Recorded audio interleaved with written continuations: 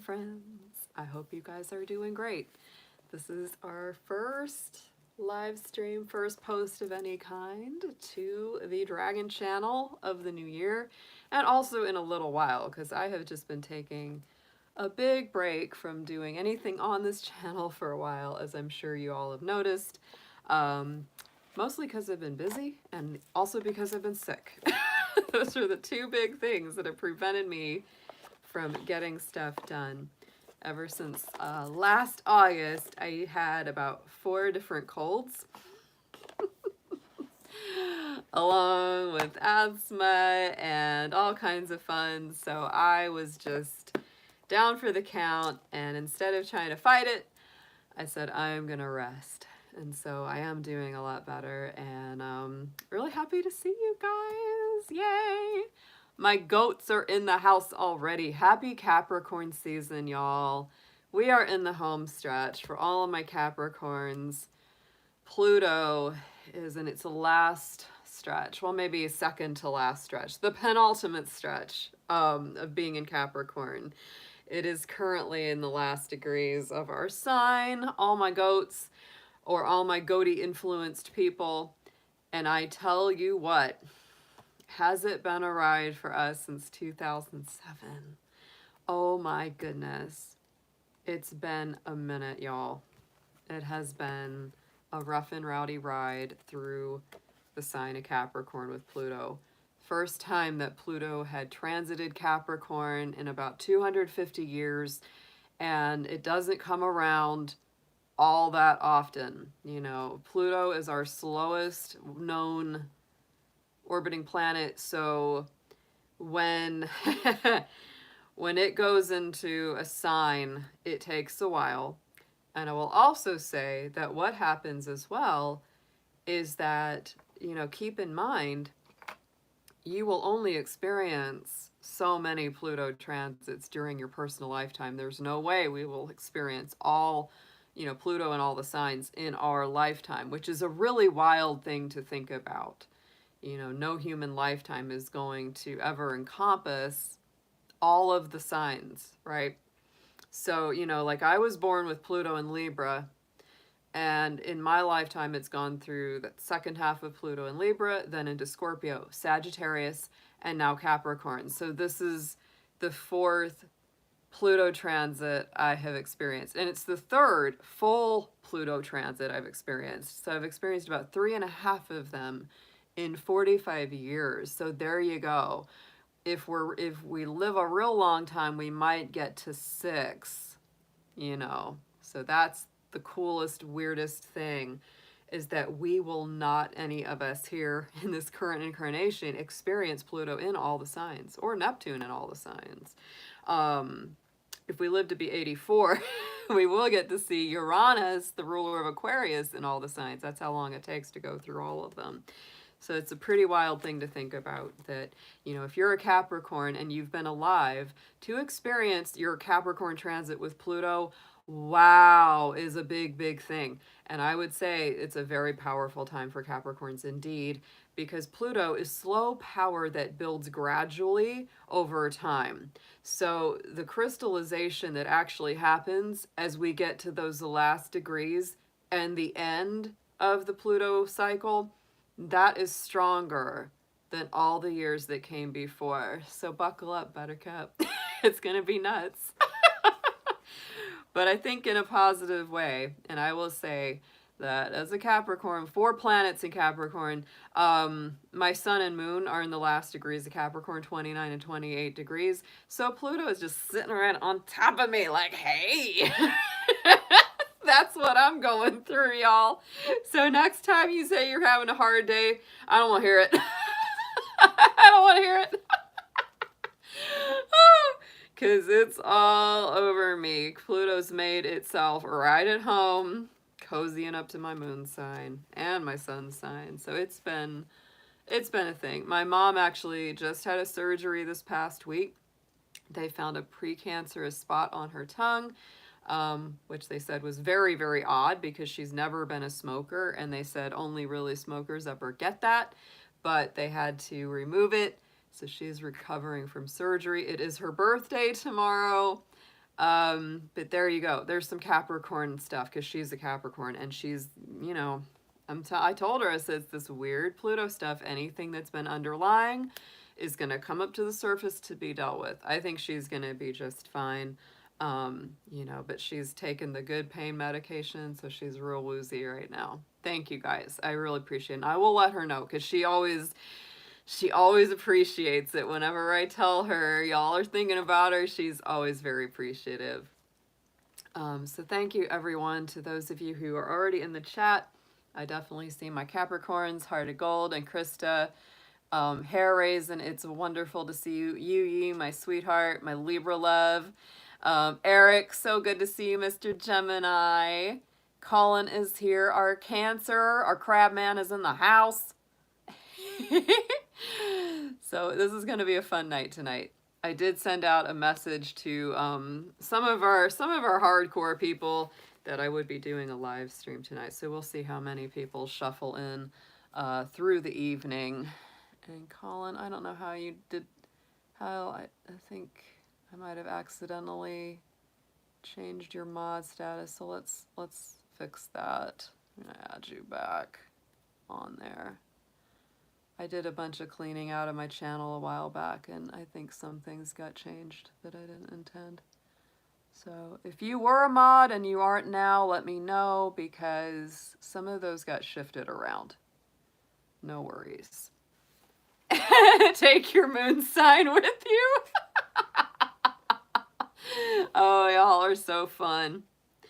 So that's interesting news. So, you know, the day that Pluto actually leaves Capricorn for the first time, because it will retrograde back in there. I hate to tell y'all, it will retrograde back into the last few degrees. Hey, Silver Star, Miss Aries. I always tell people I remember signs, and I remember everybody's sign. It's crazy. I'm better with signs than names. Yeah, so Pluto will be actually leaving Capricorn on March. Let's see, it will be March 24th. That's when it goes into Aquarius. It'll be there for a little while. Then Pluto will retrograde back. That will start not long after, actually. Yeah, so then Pluto will go into retrograde. Well, actually, we get a little bit of a break. There we go, until May. The beginning of May, Pluto will go retrograde through June, July, August, and then, and you know, during that time, it will retrograde back into those last degrees of Capricorn for another little visit, because it just loves us so much. And then it will go back direct on October the 10th, and it will progress through those very last degrees of Capricorn again. So I hate to say it, but you know, at the end of next year, we're going to be in those same degrees, but we will have had a small reprieve. And I would also have to say that, you know, if you got the lessons the first time, earlier this year, you probably won't have to really relive them again at the end of next year. Just saying. And so after that, when we get into early in 2024, Pluto will go into Aquarius on January 21st, 2024, and it will stay in Aquarius for a long, nice time. In some ways, there's some similarities because Capricorn and Aquarius do have a connection, but it's not going to be as heavy on the goats. Now the Aquarians get to see what we've been fussing about for the last 13, 14 years. They're going to be like, ah!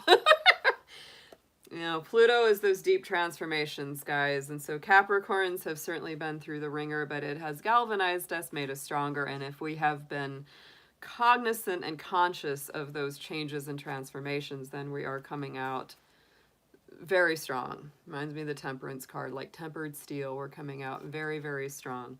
All right, so guys, the other good news that's happening very soon, Mars has been retrograde for a long time. Let me give you the date that actually had started, because it's been a minute. Yeah, it was at the end of October.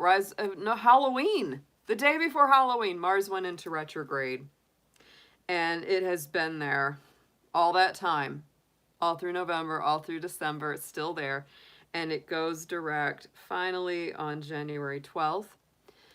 But give it another month and a half or so, and it will come out of its shadow point. And this is why I say March is going to be a really nice month. It's going to be a lot nicer than what we've been experiencing the last, 2 or 3 months, which has been a lot. Mercury is also in retrograde as well right now. And when it's in retrograde, of course, the communications are wonky and things are just kind of all over the place and it's hard to make plans and things like that. And it turns direct on the 18th, the day before my birthday, right in time for my solar return. Woohoo! So I'm excited about that. Yeah, but when Mars is retrograde, it's like moving through molasses in the cold weather. Yeah.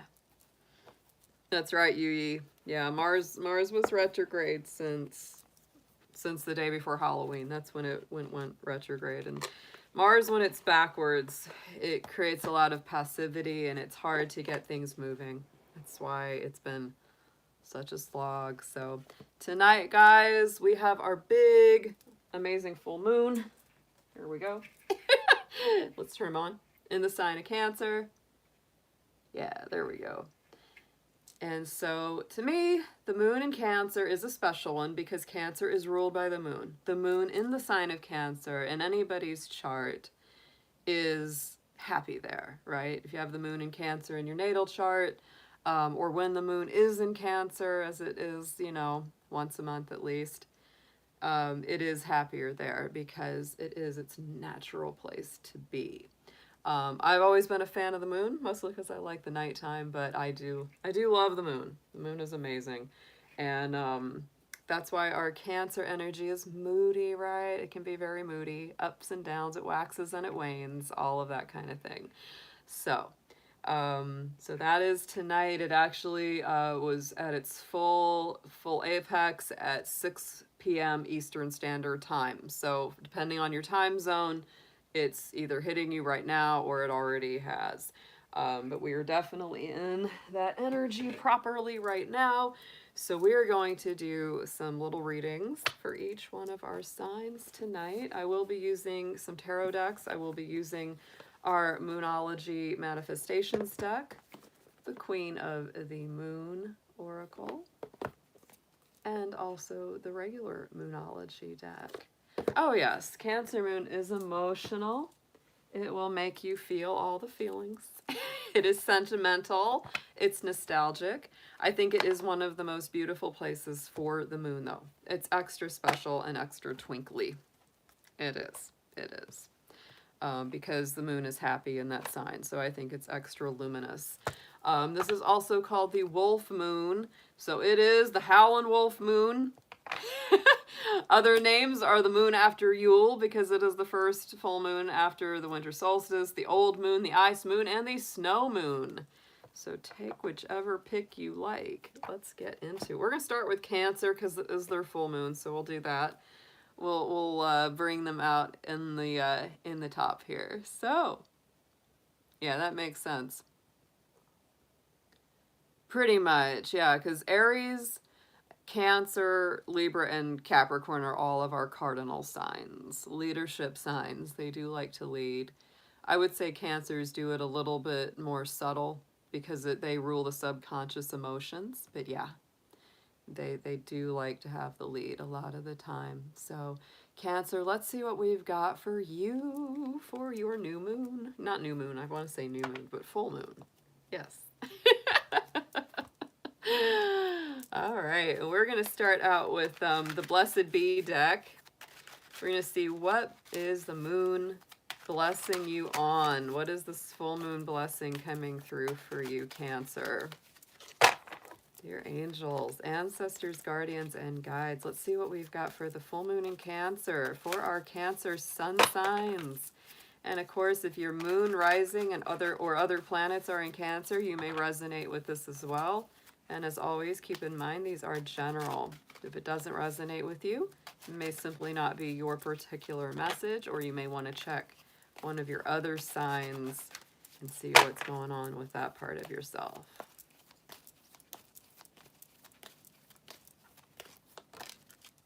There you go. It's time to let go, Cancer. And I would say that that is very, very powerful indeed. A blessing of forgiveness. Sometimes it's forgiveness for yourself from someone else. Sometimes it's you forgiving someone else, even if they don't know that you're forgiving them. But I would say with the full moon being in your sign, this is a perfect time to really release. Just like I said, Cancers can be sentimental, very nostalgic. In some ways that can be very sweet. In some ways it can turn into a toxic situation where you just can't let the past go because it still hurts. So this is really encouraging you to let that past go. Step into that inner wisdom and awareness symbolized by that owl right there. Yes, yes. So that's a beautiful blessing. Let's get your present and future energies here with the Moonology. Let's see what this full moon is bringing in for Cancer.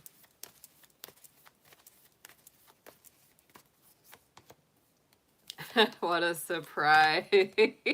Okay. What's coming in for Cancer tonight? Emotions are running high, the super moon. So you're feeling this one extra, extra strong. Oh my goodness. Absolutely. Emotions are at the surface. Your feelings are very, very strong right now, whatever they may be. Try to do some deep breathing, some meditation tonight and over the next few days, because you may be feeling a little overwhelmed with everything that's coming up to the surface for you. And we are clarifying it, ooh, with the fear card. So some of those old fears, old worries, old negative patterns are coming through to be cleared. So Cancer, focus on that. Focus on breathing through those fears. Don't let yourself run back into that same old pattern. Wow, it's time to forgive something from your past that may have either hurt you, put you in a situation that was kind of fearful or traumatic for you. This is a deep, deep release here. I think so. It's very, very deep. And those emotions are coming to the surface to be cleansed and cleared. Wow. Okay, so let's go into the immediate future for you. What's coming in for you, Cancer, over this next month as the full moon does its work is the full moon in Gemini. So the answers you need are coming. I would say that this ties right into our Mercury retrograde because Mercury rules Gemini and Virgo. If you have some Gemini or Virgo in your chart, you may feel this one even stronger. But this to me says, you know, if anything has been confusing, if communications have been cloudy or kind of, you know, just weird, this is telling you, give it a little time, Cancer. You'll get the communication you need, you'll get the clarity that you seek, and things will not be so confusing. So let's clarify what those answers might be, what that information could be surrounding for you, Cancer.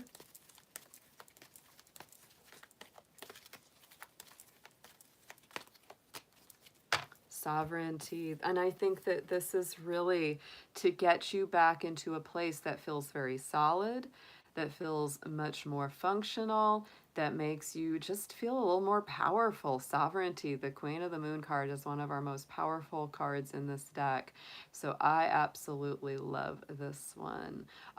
This is really a beautiful energy that tells me that that communication or information that you receive gets you feeling kind of back on top of your game, makes you feel strong, makes you feel secure. Very, very nice. Very, very nice. All right, let's get into some tarot on top of these cards for you, Cancer. First, we're going to look at that column of what's coming in for you. Thanks, guys, for taking care of that.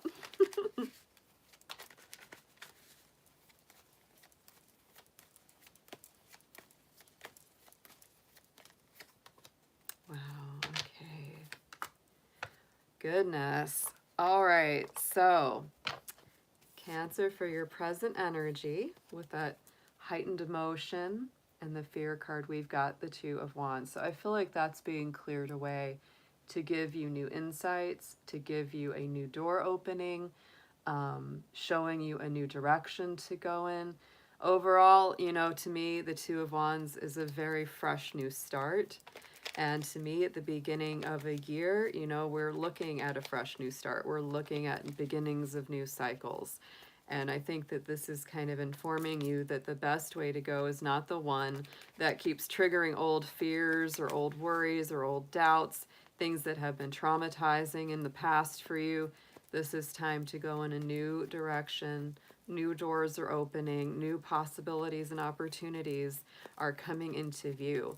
And it's really about what choice are you going to make? Which way are you going to go? Which one looks best to you?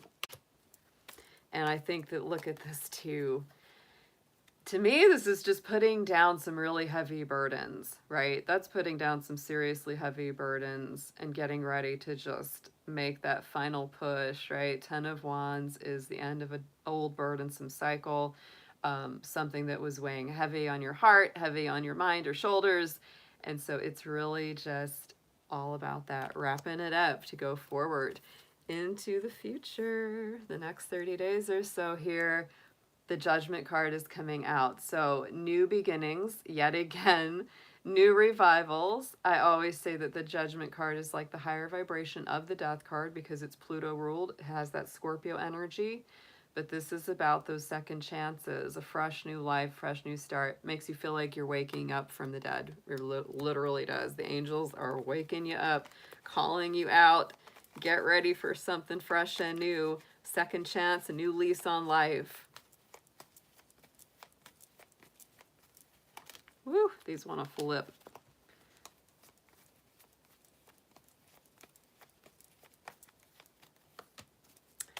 And it's magic time, Cancer. Look at that. And that ties in with that Mercury rulership, that Gemini rulership. The Magician is a Gemini Virgo card, Mercury ruled. So speak what you want, say what you need to say. And I would definitely say this is time to get the information you seek, but you're starting something fresh and new.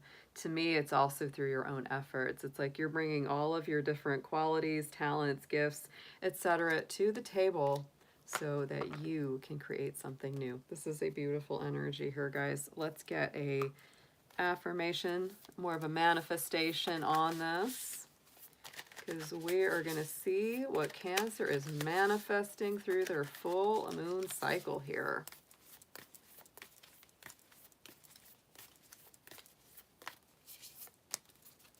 There it is. And of course, new moon in Capricorn. There it is. Did we already have it or is it coming? I can't remember. I think we already had it. New moon in Capricorn is towards the end of the year. Yeah. 2 weeks ago, we would have had that new moon in Capricorn. So this is awesome here, guys. Step up and lead. Like I said, you are a cardinal sign. When the sun is in Capricorn, that's when we get our Cancer full moon, because they are the polarity, right? They are definitely, you know, those opposition that sit, you know, opposite each other. So I think it's time to lead. I think it's time to step up and move forward on something that you have wanted for a long time. And could be in business, it could be in work, it could be in, you know, going out for a promotion, raise, new job, new vocation, something, some project or something you've been really wanting to work on, because that is the Capricorn realm. So don't be afraid to go for what you want, especially in those areas, Cancer. Gorgeous reading, guys. Welcome, Indigo. I think I might have gotten a message from you. Your name's Heather, right? Indigo. And I have not got back to you, as I mentioned earlier. I went through a lot of just being sick. Being sick and tired of being sick and tired. That's what I went through. So I'm getting better. It's just been a whole thing. But I do indeed have kind of a mild asthma, and it's not fun, and it gets very kicked up. Yeah, so that's why I haven't gotten back to you. I'm so sorry. Thanks. I like the green. I've been doing more of my Chinese astrology, guys, and I will be doing some videos about that as we get closer. But it is the year of the rabbit, the year of the water rabbit. is coming, and it is going to be on January 26th, and that is our Chinese Lunar New Year. I am so, so excited about that. And green is my lucky color because in my personal Chinese zodiac, my wood element is not as strong. So wearing green or bringing more green into my environment is definitely favored. So yeah, so excited. So bunny year is coming. And I feel very, very positive about that. As many of you know, you've asked about my little bunny rabbit, Petey. And Petey did pass away in November. He made it a whole year after that major surgery. And he was almost 16 years old, guys. So he pretty much came within just a few months of the Guinness World Record for world's oldest bunny. So I definitely miss snuggling him and holding him. He was my baby. But I'm just so glad that he lived a full, very, very unusually long life. When I've told all my bunny friends how long he lived, they were blown away because that's a very old rabbit. And yeah, as people are saying in the chat, next year is the year of the dragon. So 2024 is the dragon year. I'm very, very excited for that too. So I think we're gonna have, yes, 2024 is the dragon year. So the bunny, the dragon, and then the snake. So we're gonna have some good years in the Chinese cycle. Very excited. Oh, I love how many dragons we've got in here. That's awesome. We're a definite interesting bunch. So Leo, let's get your reading for this full moon. Let's see what's going on with my lions and lionesses. We're going to start out with a blessing for you. Dear Spirit, angels, guardians, guides, and ancestors, please show us what we have for Leo. What is blessing them during this full moon in Cancer 2023?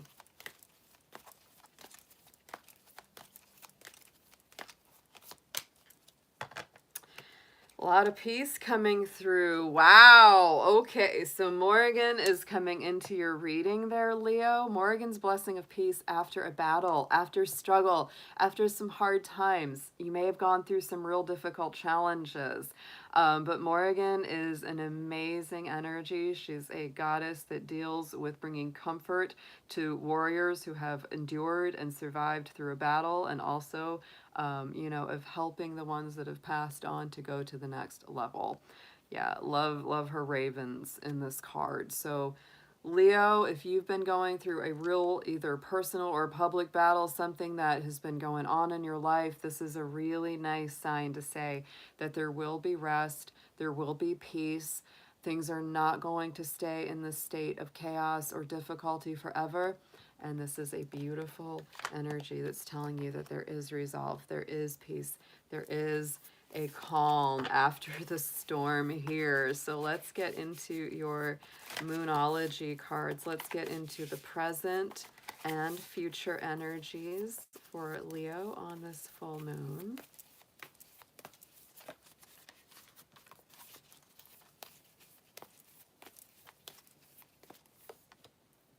There it is. Wow, Leo, so much. There's a lot of healing coming in for my Leos. Hey, Ms. Mindful, good to see you, hon.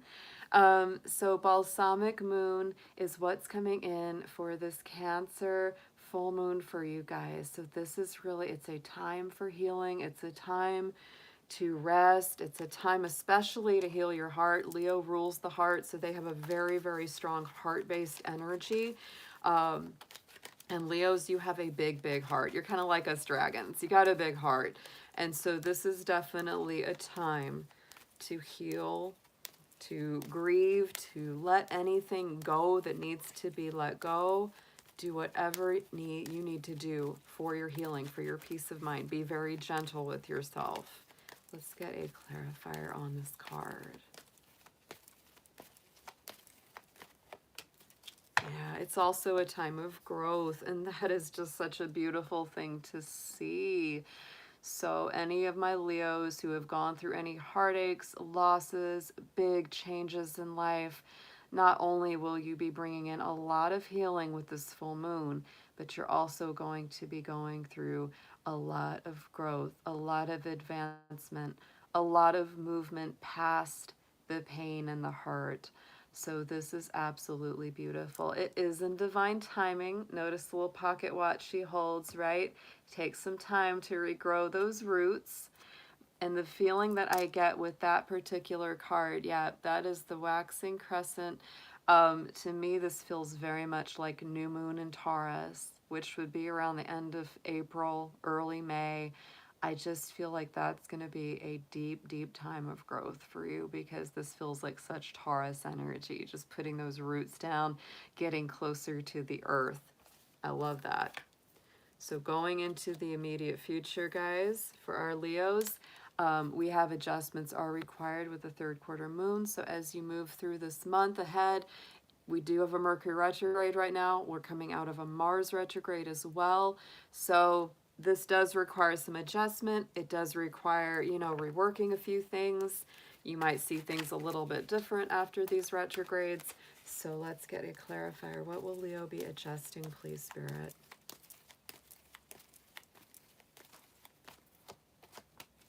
Yeah.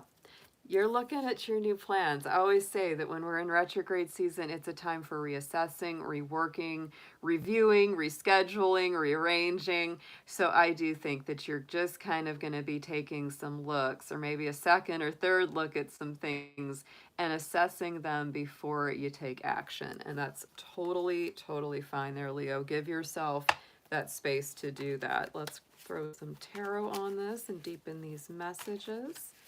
I'm going to go back to our present energies of the Cancer full moon for you.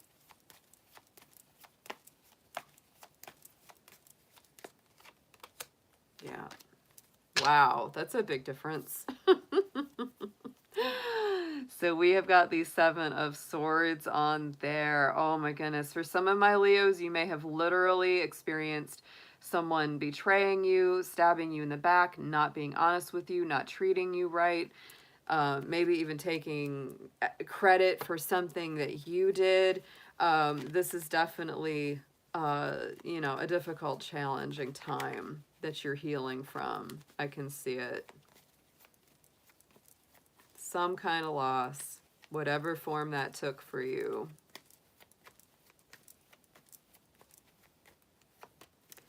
Three of Pentacles, and you're rebuilding, you know, and I think you learned a lot from it too, because to me, the Three of Pentacles is a card of learning on some level. It is. You're learning from a teacher, right? Students learning how to draw from the teacher. And it's just really, I think what it ended up giving you was a sense of, okay, there are certain people that I can really trust, and we can work together and do some really great stuff. And there's some people that I can't trust, and they've really shown me who they are. And those are the ones you're healing from and working beyond. But look at what is in the future. This is absolutely beautiful with this Ten of Pentacles, because Leo, you're really looking forward to setting things on a positive note. Ten of Pentacles is ultimate fulfillment, earthly manifestations, feeling very solid, feeling like you have trustworthy people around you. So, you know, you're really maybe changing your social circle a little bit here too. I do get that sense. For some of you, you could even be changing a job if it was that difficult. You know, the kind of people that you were around were not trustworthy or solid. Let's get a clarifier here, please. Woo! These really want to flip tonight. Hey, Amber, it's great to see you, hun. Yeah, Eight of Cups. I feel like, you know, Leo, you're leaving something icky for something really fulfilling. That's really what this feels like. I think somebody either let you down, broke your heart, something difficult happened in your life, and it's high time, and you're leaving something that was not satisfactory, and you're going towards something so, so much better there. Let's get an affirmation on this. Show us, please, Spirit, what is Leo manifesting through this full moon in Cancer?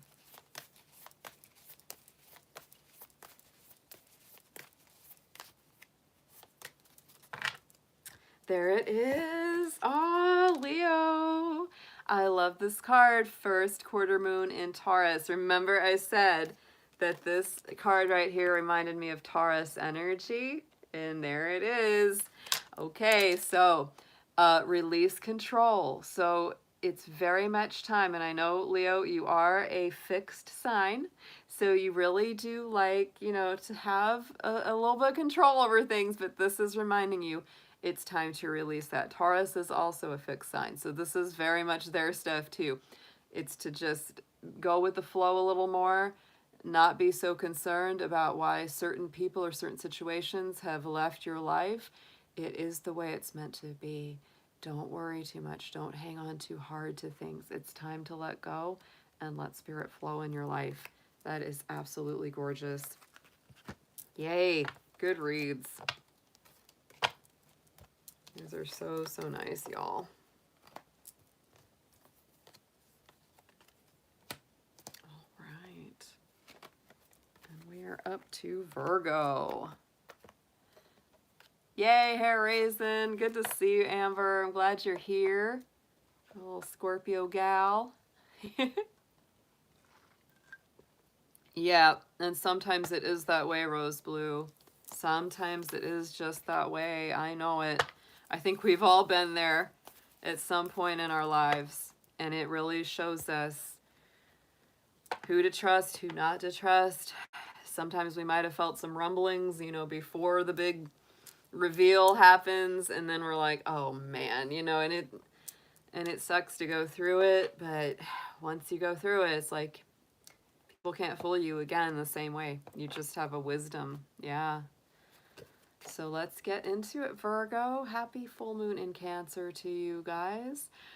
This reading is going to be appropriate for any Virgo energy person, whether you're sun, moon, rising, or have other planets in that sign. Hey, thank you so much for that donation, Amber. That is adorable. And so this is going to be about what you're bringing in with this full moon in Cancer and what's going to be playing out over the next 28 to 30 days from full moon to full moon. Let's see what we've got. Dear angels, divine beings of light, guardians, and ancestors, please show us what's happening for our beautiful Virgos with this full moon in Cancer 2023. Anything they need to see for their highest and best. We're going to start out with a blessing for you, Virgo. What are you being blessed on with this full moon?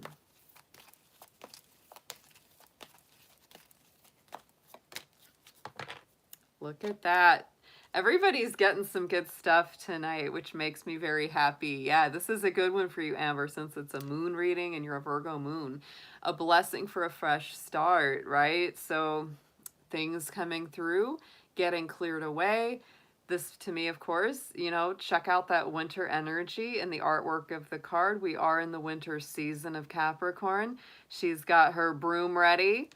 And, you know, you might want to do that. You might literally want to, you know, take that broom and sweep the old energy away from your door. That is why, you know, in Wicca, they use the broom so that they can sweep the old energy symbolically away from the door, away from the home, so that they can make way for the fresh new start. So Virgos, you do have a brand new lease on life right now. You may feel as you're stepping into this new year, into this full moon, that you have a lot to look forward to, that the old stuff has truly passed away and you're moving into a new harmonious kind of energy. So let's get into your moonology. Let's see what your present and future are coming through as.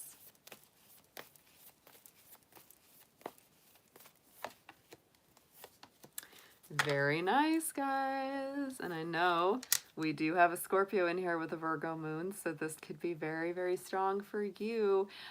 Present energy. What is the full moon bringing through for you? My Virgos, is the new moon in Scorpio. Work through your fears. This means this is a very strong card of psychological healing and new beginnings when it comes to your psyche. The way that you process your emotions, the way that you process anything difficult from the past. So working through and dismantling any old fears, any old traumas, any old challenges, that is what is coming up to the surface. Don't be afraid of it. It's an excellent energy. And you know, Cancer, Virgo, and Scorpio all work together really nicely. So I see this as a very positive support for you, Virgo. Let's get into a clarifier on that work through your fears card.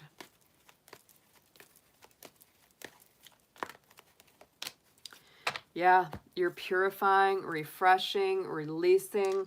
Wow, Virgo. Some of your favorite words. You know, Virgo is all about purification, cleansing, healing from the inside out. They are about eating a good diet, cultivating good habits. So this may be a very strong part of your beginning of your year, Virgo, and this full moon is resetting some of your habits to more positive ones. The snow moon, the purity here, this is the full moon of February. So I feel like whatever is happening during this full moon and what that's bringing in is going to strongly carry over into your next month. So here we go. This is what your next month is bringing through. Hold your vision, fixed moon. You know, I'm not like one of those big resolution people, but if you've made any resolves or resolutions in your mind for the new year, Virgo, you may feel like, you know, they're really important to you more than usual. Even if you're not someone that usually does that, you might be like, you know, I never do that, but I'm going to make a list and I'm definitely going to stick with something. And this is telling you, fixed moon, hold that vision when it comes to what you really want to accomplish. Don't let go of it. If you have something that you've resolved that you really want to get done this year, or really even just this month, stick with it and don't release it. Let that guide you. Let's get a clarifier on this one.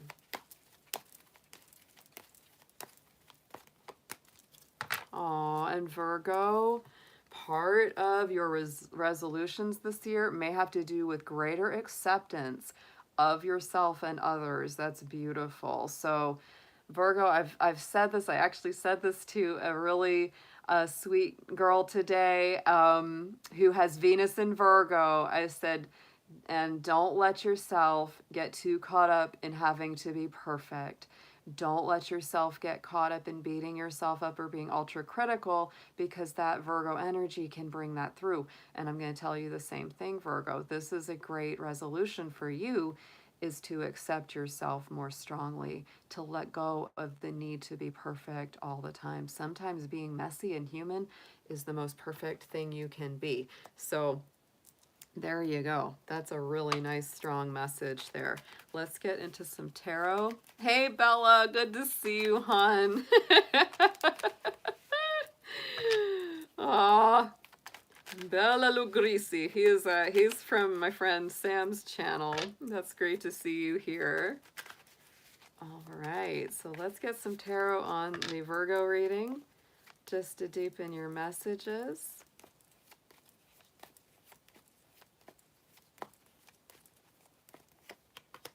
Ooh, yeah, okay. This really is a clean sweep for Virgo, I'm going to say, because for me, the Queen of Swords, she's Libra energy. She's not the easiest character because she's very, very uncompromising. She's like, no, I want things to be done right. Don't bring drama, chaos, difficulty, nastiness into my life. I'm cutting that out.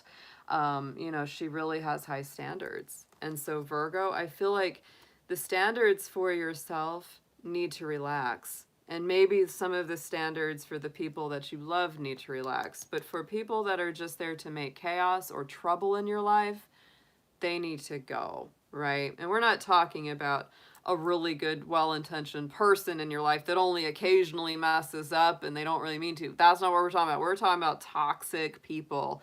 They need to be purified out of your system. And I would also say that this is you cutting away those old fears, those old pains, those old challenges, and again, embracing healthier habits. And that's all to do with whether it's healthier thinking, healthier diet, healthier routines, all of it. Let's get a clarifier on this Queen of Swords for you.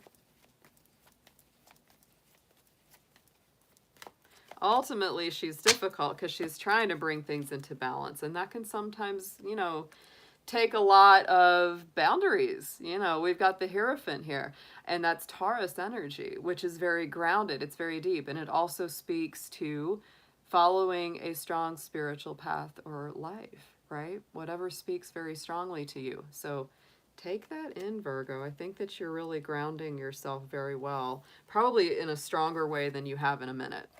Going into the future, on the future energies that are working out over the next 30 days, we have that Five of Cups.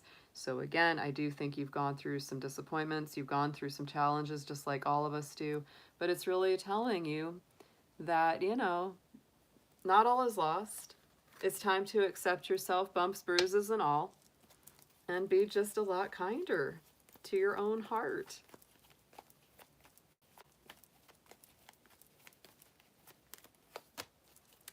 There it is. You know, there is a very strong Libra vibe here in this Virgo reading. We've got the Justice card, so that is a Libra energy.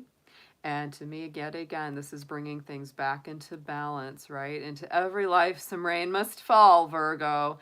And don't be too hard on yourself if you feel like you've messed up or made mistakes, even if it's just who you happen to trust. Don't beat up on yourself. Things are coming back into balance. Like I said, you know, that Queen of Swords is our Libra queen, and she is about bringing things into balance. The Justice card is coming in to bring in balance into your life. So I absolutely love it. Let's get a manifestation card on this one for our Virgos.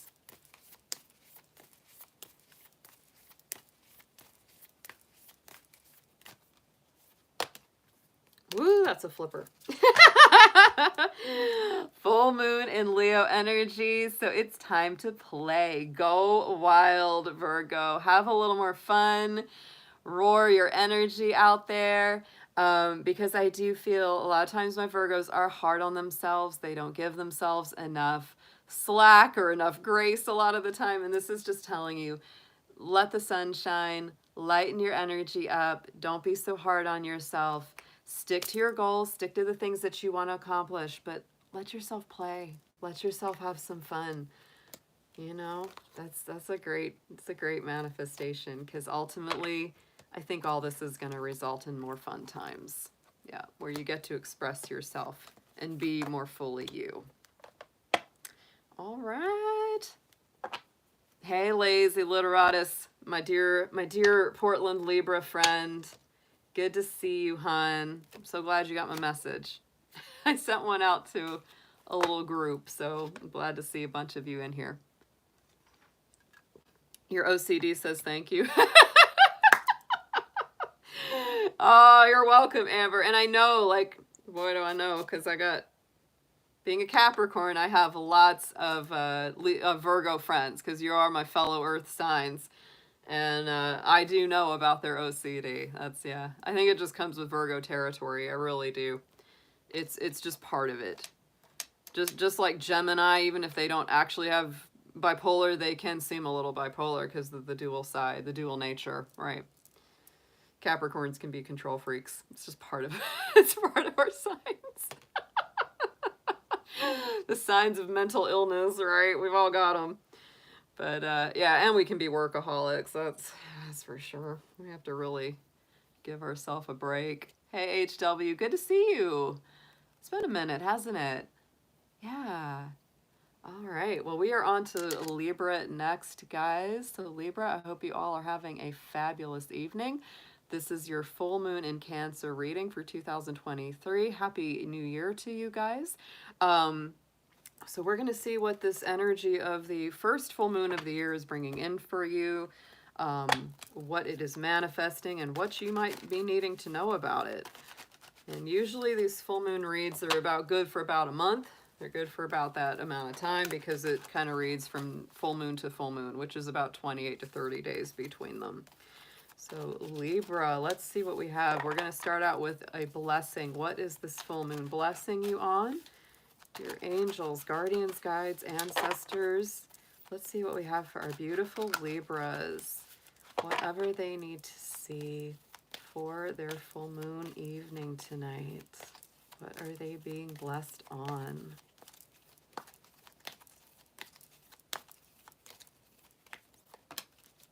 Ooh. So Libra, I really like to see this, because I actually have a very good Libra friend who's working out like all kinds of stuff when it comes to like home, where to live, where to be, and your blessing is a blessing on a homecoming. So this could be somebody coming back home. This could be you finding the home that you've been wishing for, or maybe returning to an ancestral home, or moving somewhere that is just feeling like a good, safe, nurturing place for you. It's not my birthday today, guys. It's the 19th. I am the very last day of Capricorn. It is soon though. So Libra, that is your blessing for this full moon. And I think that's very auspicious because, you know, the full moon in Cancer. Cancer is all about the home, the family, and the hearth. So there's something around that home environment that is coming through very strongly for you with this full moon. Let's get into some oracle for you. Let's see what's coming through for you with the present and the future, how that's going to be unfolding.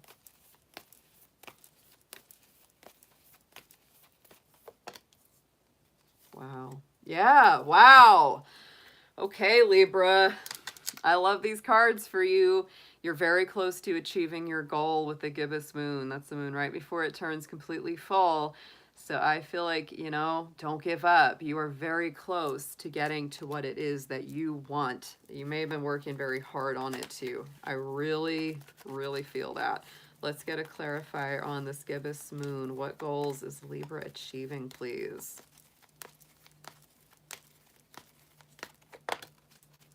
You're walking your path, and that's good. You're walking your talk. You're not, you know, diverting from the path. You're taking it one step at a time.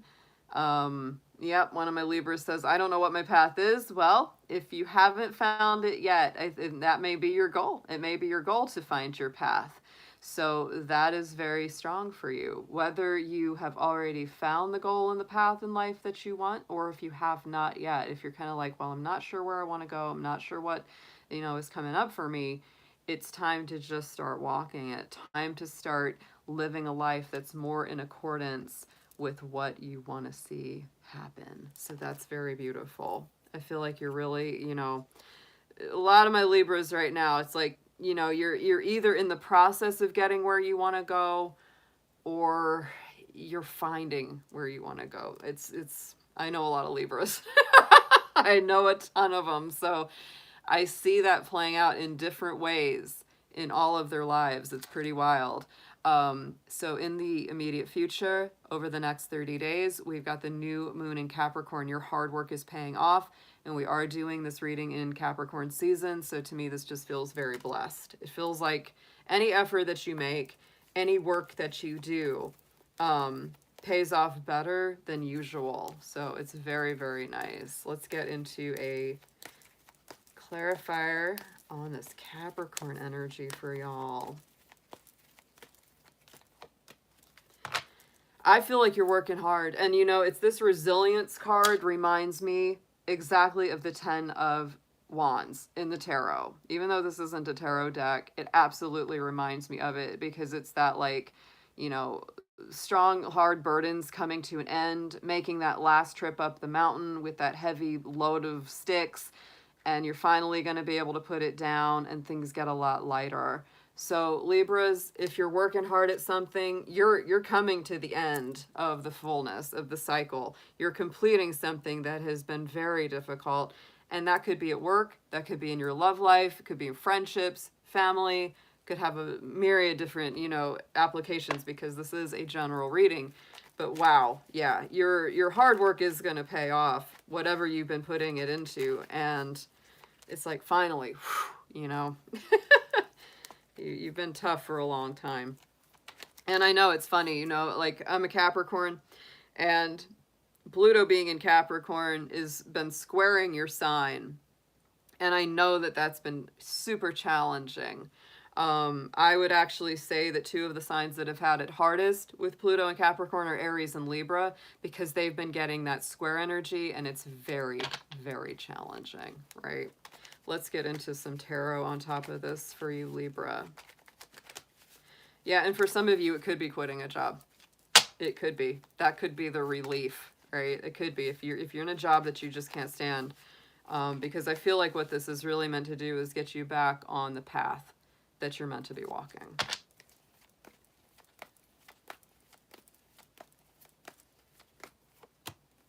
Wow. Yeah. No, it's balance. Here's your Sagittarius energy, which to me is all about travel, education, learning, knowledge, and growth. If there's been anything that you've been contemplating, studying, learning, a place that you've been wanting to go because you feel it will broaden your horizons, that's all coming in for you with this full moon tonight, Libra. So absorb, absorb that. The other thing about this Temperance card is that it is about balance, right? 1 foot in the water of emotions and intuition, 1 foot on the more practical side of the earth. Yeah, maybe you should, because Sagittarius is long range travel. It's international travel. Let's get a clarifier on Temperance.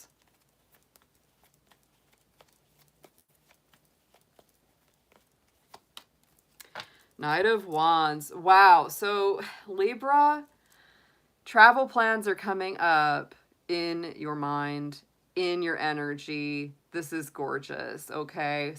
Both of these are Sagittarius ruled cards. Knight of Wands is like the just go for it. Just do it. Maybe wait till the Mercury retrograde is over after January 18th. But by then, both the Mars and the Mercury energy will be a lot better. And yeah, travel plans, definitely. That might be getting you back on your path. Sometimes getting out of your well-known environment can change the whole thing. And here we go. New communication coming in over the next 30 days with this Page of Cups. Many times this could be emotional communication. Sometimes this means your crush is actually like returning your phone calls. This can also mean that maybe somebody is apologizing to you about something or finally being more open to hearing your side of a story. But, you know, those Page of Cups, nice new communications, usually of an emotional or spiritual nature. Let's get a clarifier on him, please.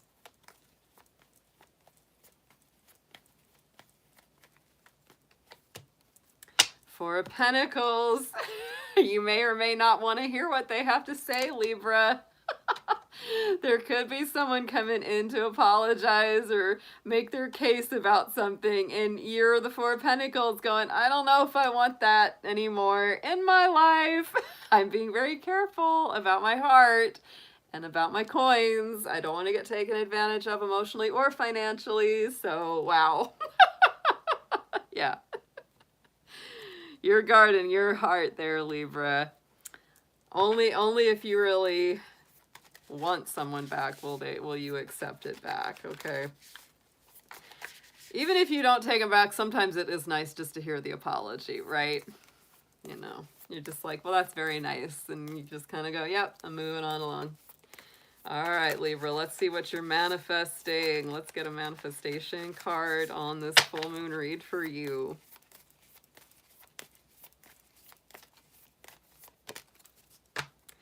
Last quarter moon in Gemini, clear your mind. Oh my goodness. So clear your mind here, Libra. It's time to really give it a clean shake. This is the beginning of a new year, new cycles. The Chinese Lunar New Year is on the 22nd. So this is, you know, fresh new perspectives. So keep that all in mind. A lot of good Saggy energy coming in here. That Sagittarius and really encourages you to learn, to grow, to expand, to travel, and to embrace better luck. Meditation. Yeah, you're saying it there, Mr. Jeff, my lazy literatus. You know, that's definitely part of it, because Sagittarius is also a deep spiritual seeker of the truth. So definitely a thing there. And I think, if I don't miss my guess, I remember you have a Sagittarius moon. So you do need travel. You definitely need travel and furthering education always in your life, no matter how unconventional that may be. Whether it's just taking an online course, heck, there's a lot of good educational videos on YouTube that are free. So, you know, all of that coming together. Very nice. Very nice read for my Libras. I love you guys. It is so funny how I have so many Libra friends, and in astrology, they always say that Capricorns and Libras don't vibe because we're square to each other. But I have more Libra friends. I really do. I think part of it is honestly because I have a lot of Aquarius too. And Aquarius does vibe with Libra. I was almost an Aquarius. I'm such a late degree Capricorn. Ah, fabulous read.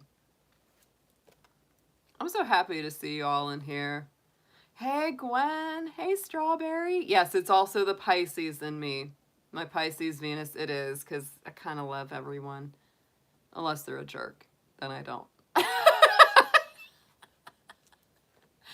um, you're welcome. You're welcome, Jeff. Yeah, oh, I heard people asking about David. He's not doing the greatest. Things got kind of icky last year. He got a little inappropriate with me. He's apologized for it. I definitely am not mad at him. I don't hold anything against him, but he has a lot of issues. He'd be the first to admit that. He is a sweetheart.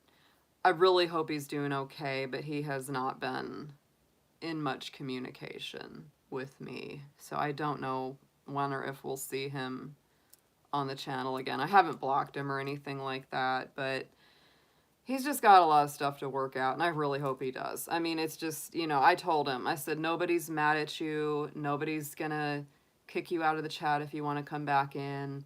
But that's kind of where things are with him, unfortunately. Oh, yeah, he is. He is. But, yeah,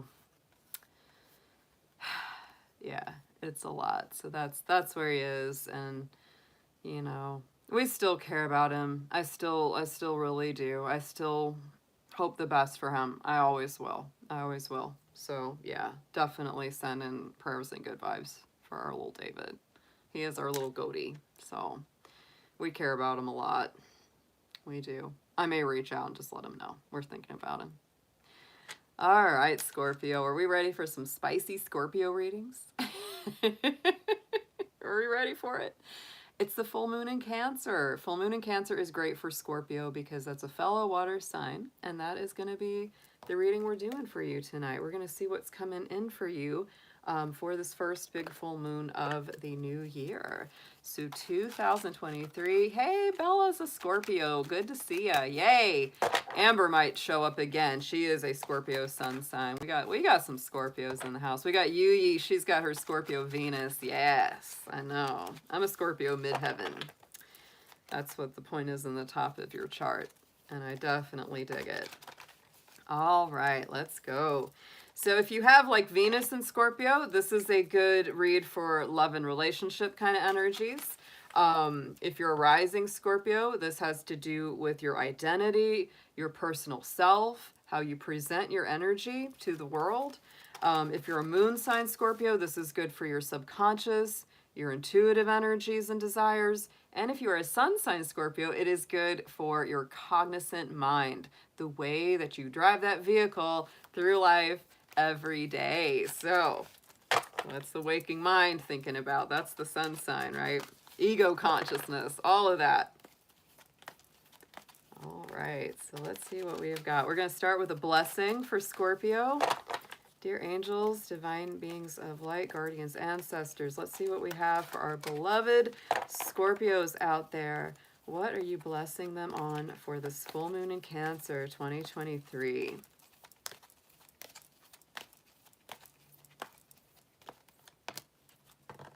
Oh, this is a sweet one. It's a little bit bittersweet, but Scorpio, this is a blessing for those who are nearing their final breath. And Scorpio, as you may well know about your sign, one of the things that your sign pertains to is death and transformation. That's a huge part of Scorpio. That's why you are the most powerful sign of the zodiac. So this could be something where you are maybe helping somebody transition. You may be helping somebody to get through a grieving process or to let go. You may even be a hospice worker or somebody that literally works with terminally ill people, and you may be bringing them just extra blessings, extra love and care, extra comfort during that time. So Scorpio, that is a powerful energy. It's very, very healing, and it's super sweet. Like I said, it's a little bit bittersweet because it's kind of like, oh. Um, but this is something that's very important. You know, it's funny, like I was just saying, my midheaven is in Scorpio, and I have played my harp for a lot of people in hospice who were very, very close to passing.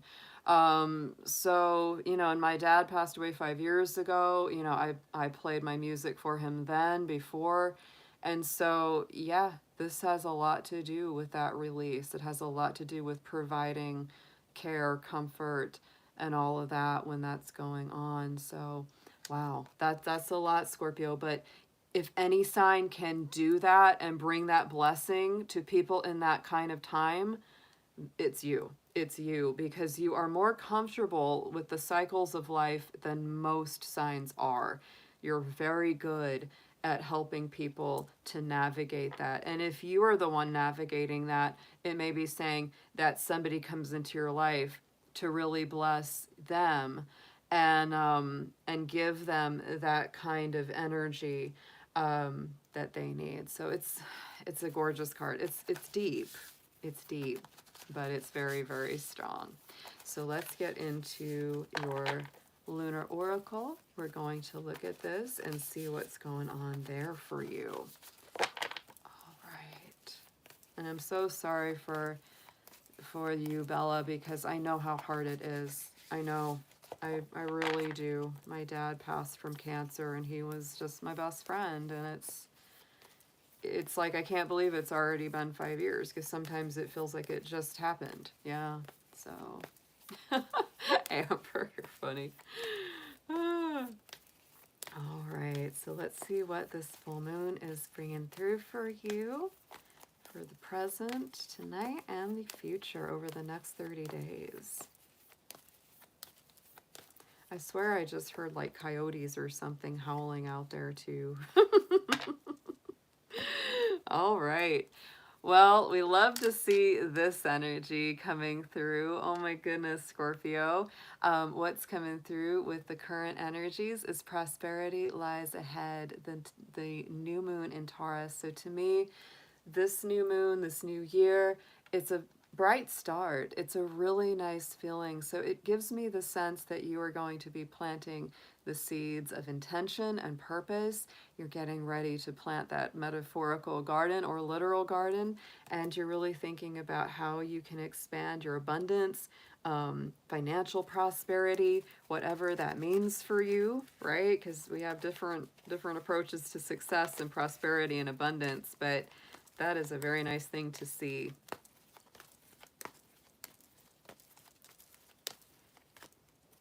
I could see some of my Scorpios also maybe thinking about new ways to make money, or new ideas, or new ventures, or new businesses. On top of that, we have the clarifier of willpower. So, you know, Scorpio, nobody can focus intention like you do.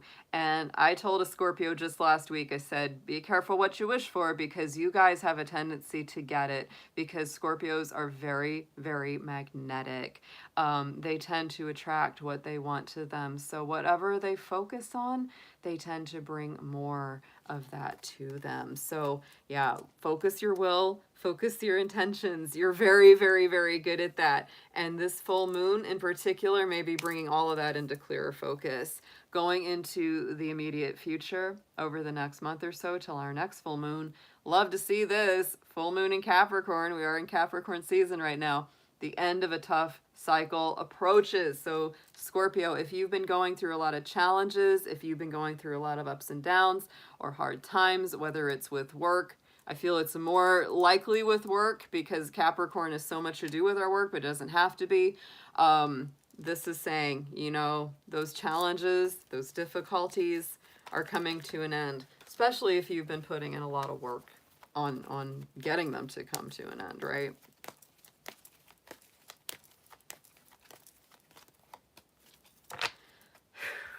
Ooh, and listen to this, Scorpio. Check out that boundaries card.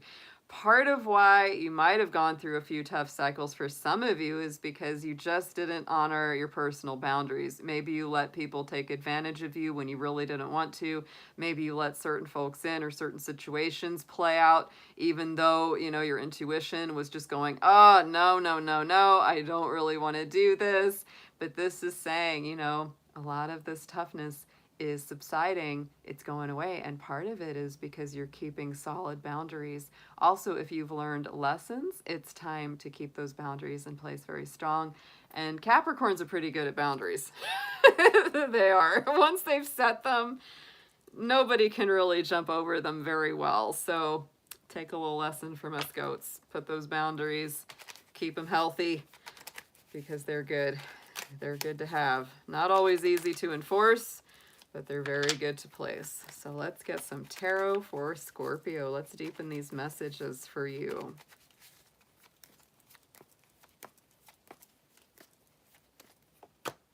Ooh, yeah, you're serious about this.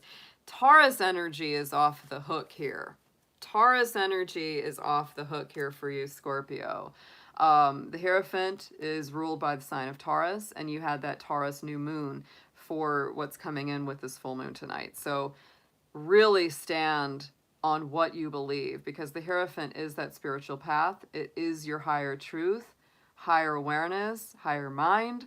And so I would say it's really important to stick to what you know is right for you. Keep your will, keep your intentions focused on what's right for you. And it's time to start planting or planning something, because, you know, Taurus energy is very fertile, right? It's like, it's that nice fertile soil. It's like anything that you plant, any flowers, vegetables, fruits, whatever you plant in that earth is gonna grow, and it's gonna be amazing. That's the energy of Taurus. Let's get a clarifier too for the Hierophant, please.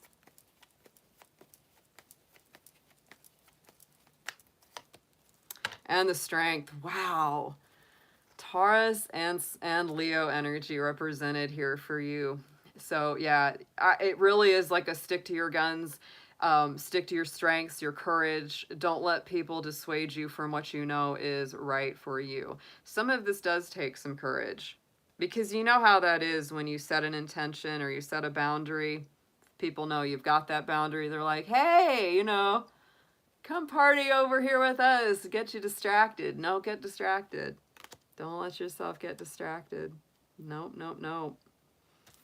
You know, you're also, I think, Scorpio, you're overcoming some of your more difficult emotions too, whatever those may be, right? Because the Strength card is about that. Going into the future, look at that. Did we talk about planting seeds for the future? Check it out, Seven of Pentacles. It doesn't happen overnight, right? You gotta cultivate it.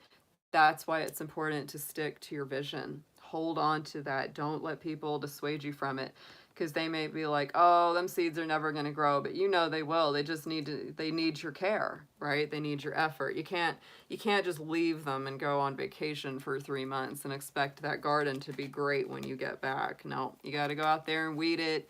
You got to water it. You got to get the sunlight. Yeah, it all has to come together, and it takes some patience too.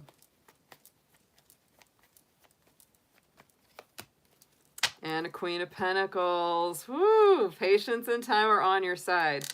There's so much earth energy in your reading for this full moon here, Scorpio. My goodness. So, you know, Queen of Pentacles, my little Capricorn queen.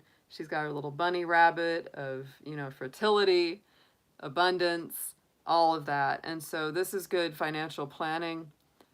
Keeping an eye out for any threats, just like a rabbit does. You know, rabbits always have a good eye out and an ear out for anything that's a threat, anything that could be predatory. You know, this is really kind of, to me, saying, you know, don't let anybody come in and pick the fruit off your vine when you've been working so hard to create it, right? This is a powerful reading. Let's get a manifestation on this for Scorpio, please.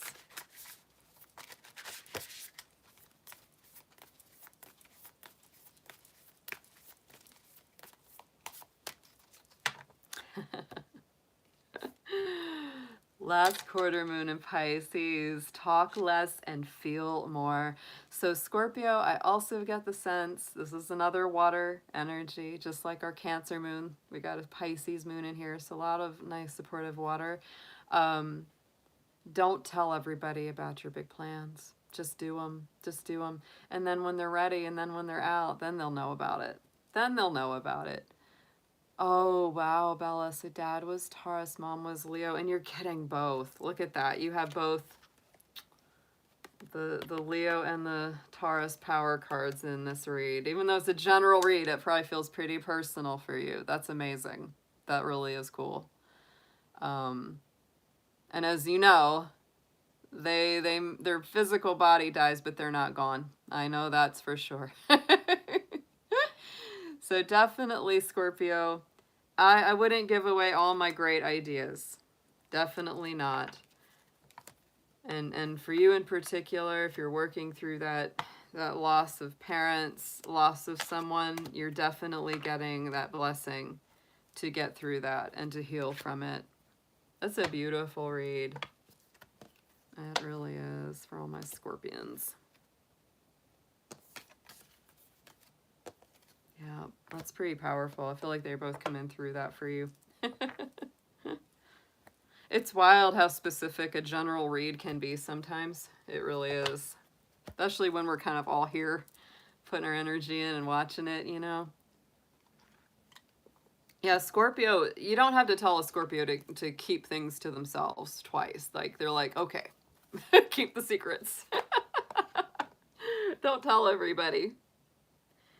Only the people that you really trust, that really have your best interest at heart, really want to see you succeed. Because you know how that is. You know how that is. People can be like, you tell them, and secretly they're jealous of what you're doing, and it messes with the energy, right? It's not good. Amber, I love it. When I die, I'm haunting everyone. Yeah, come haunt me. If you go first, come haunt me. Or vice versa. If I go first, I'll come haunt you. I'll move the cookies around in your kitchen or something. The wine bottles, I'll shuffle them around. All right, Sagittarius. We just went through Sagittarius season a minute ago. It wasn't all that long. Good to see you. Yeah, don't fear the Reaper. He's a nice guy. That was one of my quotes. Jeff didn't forget about it.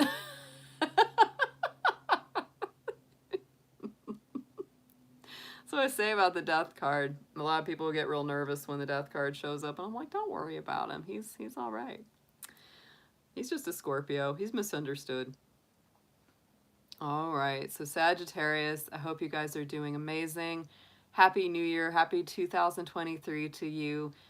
This is our reading for the first full moon of this year. So we're going to be looking at the energies for this Cancer full moon tonight and seeing what it's bringing through for you. We're going to start out with a blessing for Sagittarius. So dear Spirit, guardians, guides, ancestors, let's see what we have for our fabulous Sagittarius folks. What are they being blessed on for this full moon in Cancer 2023?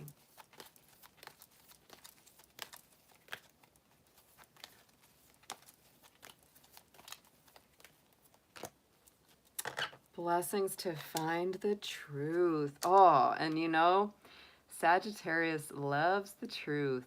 That's one of their favorite things in the whole wide world. It truly is. I always tell people that the ultimate thing for Sagittarius is finding whatever that ultimate truth is for them. They are a spiritual seeker.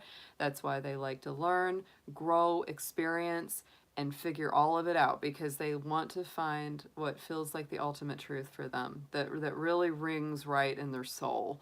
So a blessing to find the truth. It's got that white raven. So that's that real high spirit aspect of the raven. And then of course we have the black raven. So we have that yin yang energy, the balance of dark and light, feminine and masculine, all of that. Very, very beautiful. The sun and the moon, right? So gorgeous, gorgeous. Let's get into your Moonology cards. Let's see what the Oracle has to say, what you're bringing in for the Cancer full moon, both currently and in the immediate future over the next 30 days or so.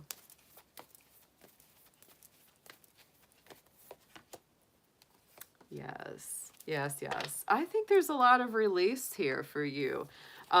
Virgo new moon energy is coming up at what is being brought in during this full moon in Cancer cycle, a time to give rather than take, new moon in Virgo. So let things go.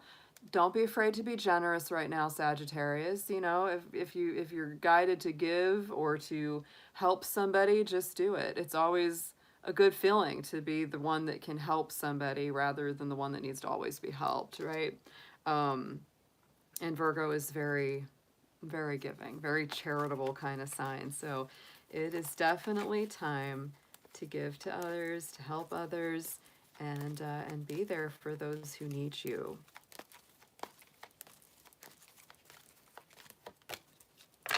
Oh, and look what happens when you do that, Sagittarius. When you give, you receive. Look at that.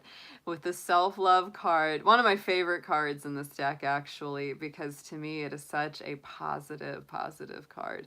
So definitely, when you give to others, you receive so much more than you gave. You're going to just feel that self-fulfillment, self-contentment, and don't forget to also take care of yourself. And notice what we have, the two people, the two ladies with the flower crowns. I'm just saying, I think that's absolutely stunning that you have the same kind of artwork. The synchronicities are never lost on me. So I feel like you are crowned, you know, with those blossoms, with that blossoming of intention. And you just feel so much better about yourself and about the people who are around you. Going into the immediate future, look at this, the balsamic moon. So like I said, this is a time of healing, release. I feel like you're healing others, you're healing yourself. There's something very deep happening. I feel it's very strong on a heart level, but because Virgo does deal with the whole of the physical body and wellness, it could be like I've been sick for a while kind of thing, and I'm finally starting to feel better because I'm taking care of myself. Maybe I'm feeling better, so I'm finally in a position to give back to those that have been helping me through being sick. So it's just like a positive cycle all around. Let's get a clarifier on this balsamic moon. What is being healed deeper for Sagittarius, please? Yeah, you've been through it. See, we've got that resilience card. So what's really being healed is the burdensome cycle and having felt really heavy for a really long time. And like I said, this card reminds me so much of the Ten of Wands, where it's that last, you know, journey up the hill. You've got that heavy burden, but once you get up to the top of the hill, it's done. You get to put it down. You don't have to deal with it anymore. And so I do feel for Sagittarius, part of this healing is that ability to finally let that burden down, to put it down and be like, good, I'm done. I did my time with it, and now I'm free. Now I'm free from it. All right, let's get into your tarot. Let's deepen these messages for Sagittarius.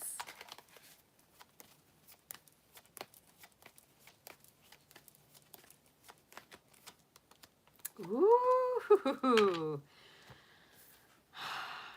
I love it.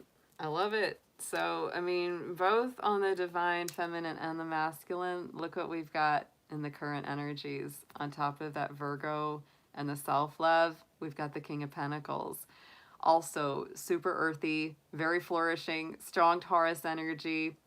I feel like you're really grounding yourself so much better. And you're learning that, you know, again, when you give, you receive. That's a huge message that's coming through for you with this full moon Sagittarius. It's stunning. It's absolutely stunning. Let's get a clarifier on this King of Pentacles. This could also be, for some of my Sagittarius, this is more specific, but I'm getting this feeling like for some of you that work for either nonprofits or charitable organizations, I'm getting a sense too that like things are just flourishing. Like something good is really happening as a result of your work.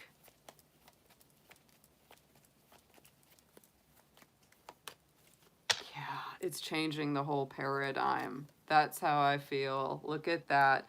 with the Tower card, right? And we're getting ready to come out of that Mars in retrograde, and the Tower is ruled by Mars. So I just feel like, you know, anything that was shaky, shifty, wasn't solid, because this energy right here is super solid, right? But anything that has left your life, Sagittarius, it was meant to go, because that tower's got to fall down if it's not a stable foundation, right? And that's the hand of spirit, like coming in and changing something around so that you can really have a strong place to build and grow from. Going into the future, yeah, this is a building card coming in. Three of Pentacles is always a bit of that teamwork makes the dream work. I know it's cheesy, but I'm going to say it anyway, because this is three people all working together to create a new structure, in particular, a new spiritual center or temple, right? And so, like I said, this is a time going forward, especially over this next month, where there will be a lot of building. There could also be a lot of discussions about what you want to build next. And you may have a really good team, even if it's just a couple people. It doesn't matter. It doesn't take much to get something going when you're all got the same vision.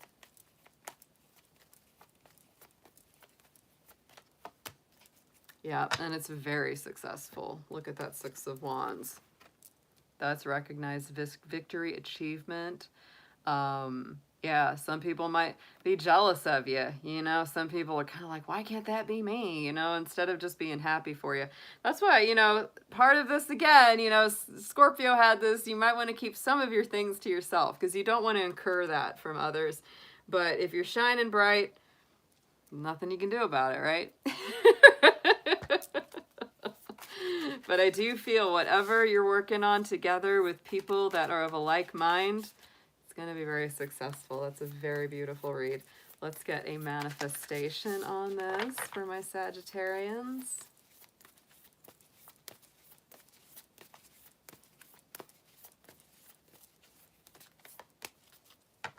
There it is. Yes. Reflect on priorities. Last quarter moon in Aquarius. Higher ideals, higher mind. Aquarius is all about the mass consciousness, doing what's good for the whole. It also is, again, a very charitable, very humanitarian sign, similar to Virgo. Always wants to help, always wants to leave the world a little bit better place. So Sagittarius, I would say anything that you do to help others, whether it's a small or a large contribution or anywhere in between, it's all very blessed. It's really blessed right now. You're doing good whenever you do good to others. And it's very strong right now, more than usual.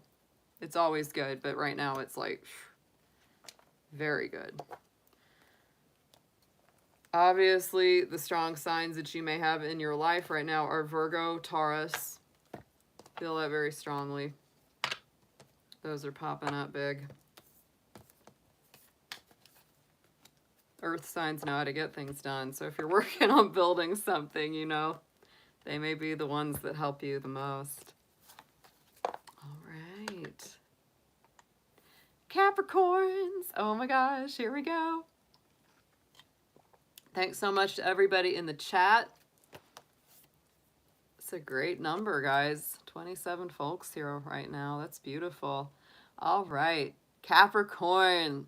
Let's see what we have got. Capricorn, tonight is the full moon in Cancer. This is the direct opposite to our sign. So we're in that sun moon dance tonight. Very, very cool. Our Capricorn sun is creating that beautiful glow on that Cancerian moon. So it's very, very nice. First full moon of 2023. So happy new year to all my Capricorns. I hope it has been a wonderful start to this year. Let's get into your reading. This is going to be all about this full moon, what energies it's bringing in, what the cycle is going to be like, and these usually have a good energy that lasts about 28 to 30 days. So let's see what we have. We're going to start with a blessing for Capricorn.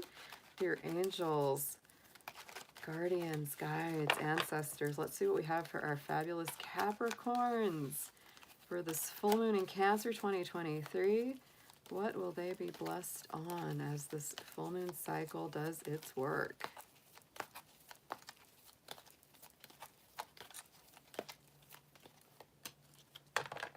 Oh, I like this one. A blessing on your sleep.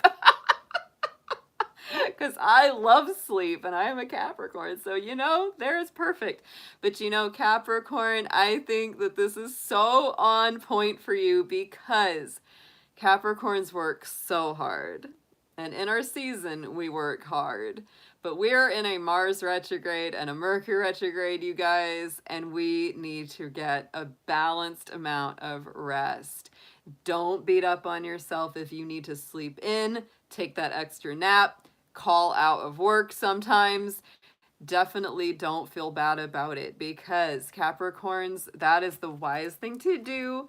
You've got your wise little owl here telling you, Capricorn, you don't need to feel bad. That's actually the best thing to do because if you rest well, you're going to work better when you do. So if you've been suffering from any kind of insomnia, suffering from, sleeplessness, this could also be saying, Capricorn, you're going to start sleeping better as this month unfolds. That's a really great card to see. That makes me feel even better about getting extra naps. Let's get into your Moonology cards. We're going to look at the present energies of what's happening as the full moon transits in Cancer tonight, what that's bringing through for you, what illuminations are happening, Capricorn. And then we're going to look at what is unfolding over this next month ahead till our next full moon.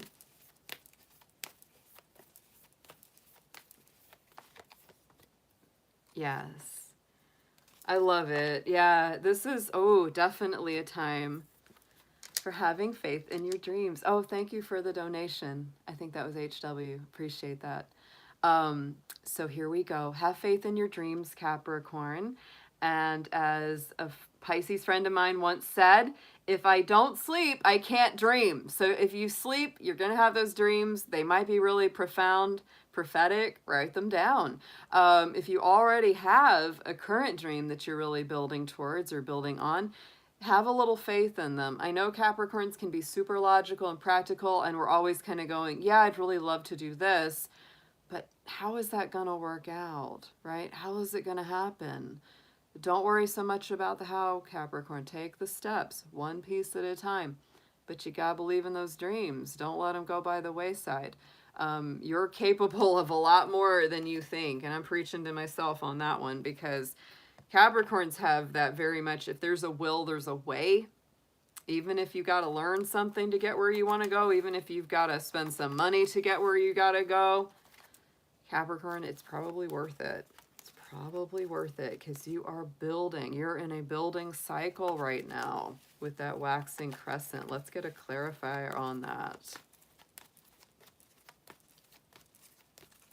I also love that this has a pansy in the card because the pansy is a sacred flower to Capricorn because it's tough. Even in the snow, even in the cold, those pansies, they can bloom. I think it's kind of funny how that's often been an insult to call somebody a pansy if you think they're weak, because pansies are really strong little kick-ass flowers. They are not weak at all. The discernment card is on top of this, have faith in your dreams. And I do believe that your powers of discernment are very strong, Capricorn. I do believe that you can separate fact from fiction. You can separate reality from what is just an impractical dream. I do think that you have a really good head on your shoulders. So I'm not too worried about whether your dream is tangible or practical. I think it is. I think that your dreams are practical. And I think that even if they're not, you've got enough abilities of discernment and good judgment to know the difference between the two. So trust your abilities of discernment, Capricorn, to know what is best for you and what looks good and what doesn't look so good. Going into the immediate future, Capricorn, a time for healing. I know that I can resonate with this one because I have definitely gone through a lot of being sick and having to recover from a lot of colds and just viruses and sinus stuff. And so, Capricorn, if you've gone through anything similar, this could be saying, this next month, keep getting your rest. Keep taking good care of yourself. The energy is getting better as our month of January moves on because we're kind of come out of that Mars and Mercury retrograde. But I think Spirit still wants you to rest enough, to not push yourself too hard, because Capricorn, we all can push ourselves way too hard. And I think that this is really just saying, still take it easy. Don't try to bite off more than you can chew. Don't try to do too much at a time, Capricorn. Pace yourself. Pace yourself.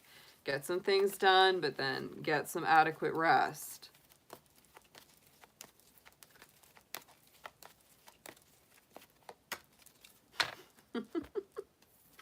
There's the wolf moon. Yeah. And this is the full moon of tonight. So it really is working its magic through this next month. I feel like you're going to get all the lessons, all the info, all the downloads, everything that you needed to get, you're going to be receiving that. And yet again, right? Because sometimes that cold wolf moon in the season of Capricorn can be a little tough, right? It can be a little lonely. It can be a little isolated, right?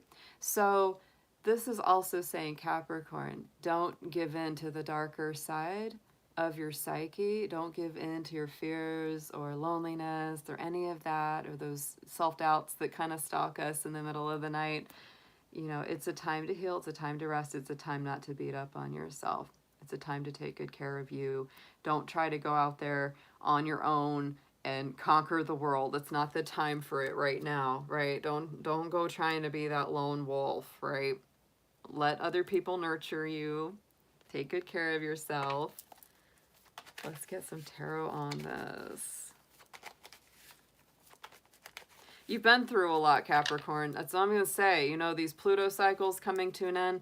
This Mercury retrograde was in the sign of Capricorn as well.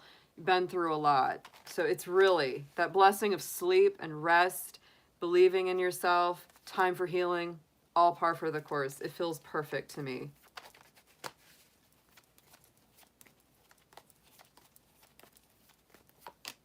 Yeah, loving on yourself, Capricorn. Absolutely being good to you.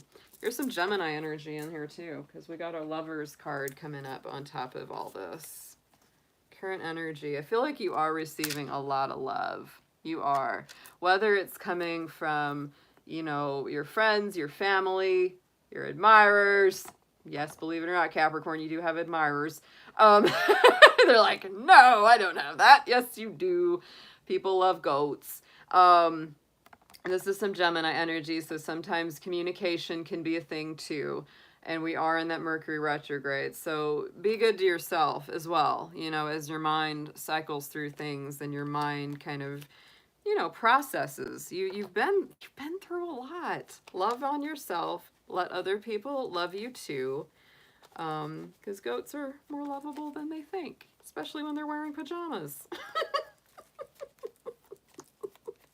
Please, let's clarify the Lovers Capricorn energy. Let's see what we have, Spirit. You also may be making some big decisions, Capricorn. Absolutely. That's why that discernment card, having faith in your dreams, I really feel it. Look at that. 9 of Pentacles. I feel like you're already experiencing some very, very good manifestations, Capricorn. Whatever you've worked at that you really love is going well. And I also feel that you're in a time, you know, while you're resting, while you're having some downtime, you might be really making some decisions. What do I want to do? And what may have the best outcome for me in the future? Because the 9 of Pentacles is all about enjoying those outcomes. Yeah. But you're not in a bad space right now either. You're not. You're actually doing better than you might think. Going into the future, look at that. Yes, things are going to start moving forward. They will. So don't even stress about it. Don't stress about things moving slowly. They're going to start moving on their own accord. We've got that Knight of Wands. He is fast, fierce, and fiery. Sagittarius energy. So I would also say, you know, getting into the end of January, you might take a little trip or plan a, you know, vacation, because there is some travel energy with that. It's a little impatient. I feel like Capricorn has been patient for so long that, you know, you might be feeling a little restlessness here. And that's normal. That's okay.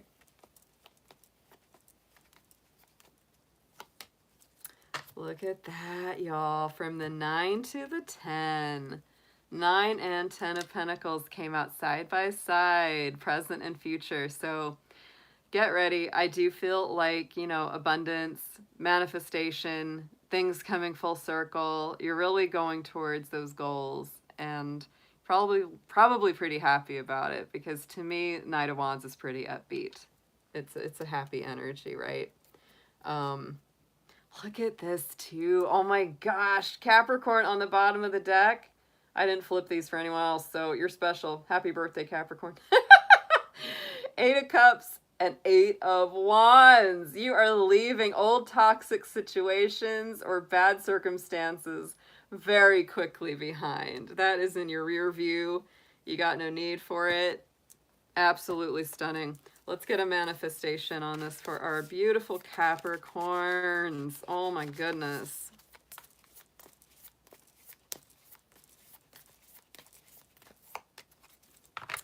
Aw, yes. I'm gonna say it. Be proud of yourself. Look at that. Taurus, last quarter moon, Capricorn. Give yourselves a pat on the back. Both sides.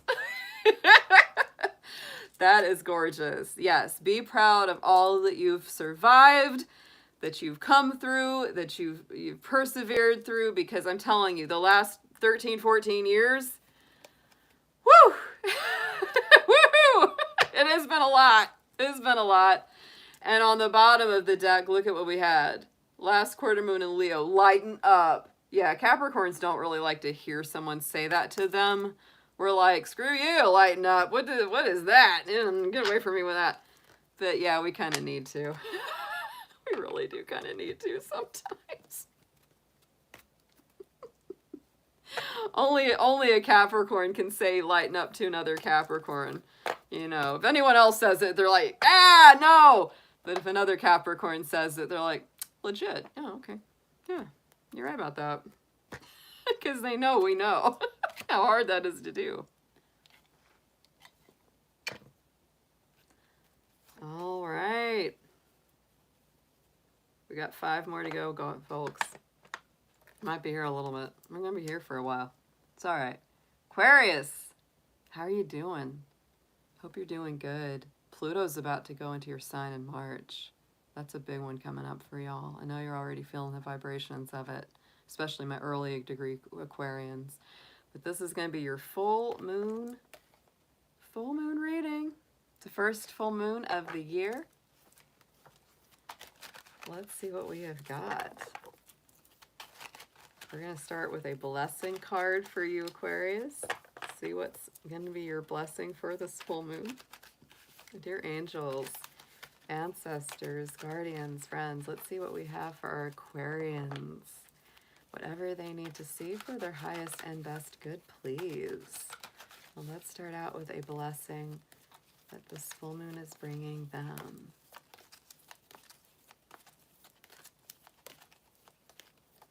Ooh, this one came out with 2. So I'm going to take them both.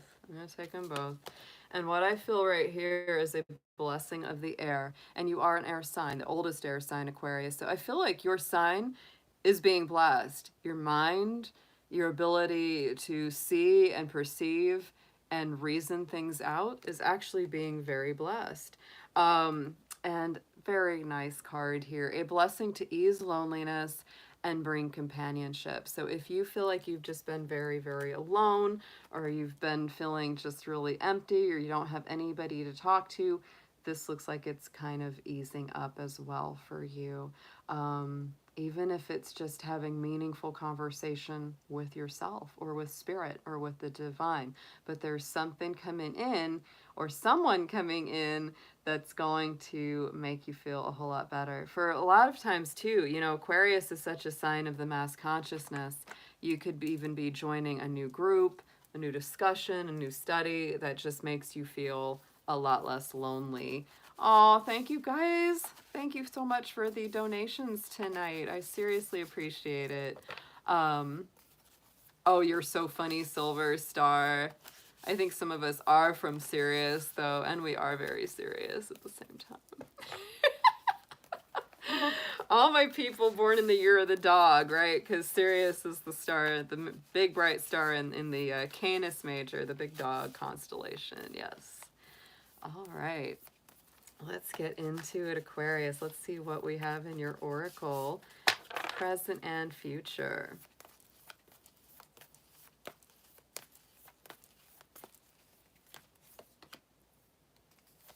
Nice. Ooh, I like both of these. They're both in cardinal signs. So I do feel like this is encouraging an energy of leadership or getting things done. The present energy coming in with the Cancer full moon is the full moon in Aries. A fiery climax approaches. So something, you know, that you've been either working towards or something that's been building up. You feel like this is finally making sense. There's finally something that I understand, and it just feels great, right? It just feels so, so good for you. To me, Aries is about taking action. You especially may feel this, you know, Mars is getting ready to finally go direct after almost 3 months of retrograde, and Mars rules the sign of Aries. So if there's something you've been wanting to take action on, Aquarius, the time could really be unfolding over this next 30 days. Let's get a clarifier on what this could be more about. I also feel like enthusiasm, you know, returns with Aries energy. It's so nice. So here we go. We have got the assessing card, which is very, very beautiful. And I really love that this is kind of saying, you know, there's action, but there's also foresight here. It's like there's action being taken. And part of that might be just saying, you know, what's the best direction for me to go next? What's the best plan of action? That's a very nice combo.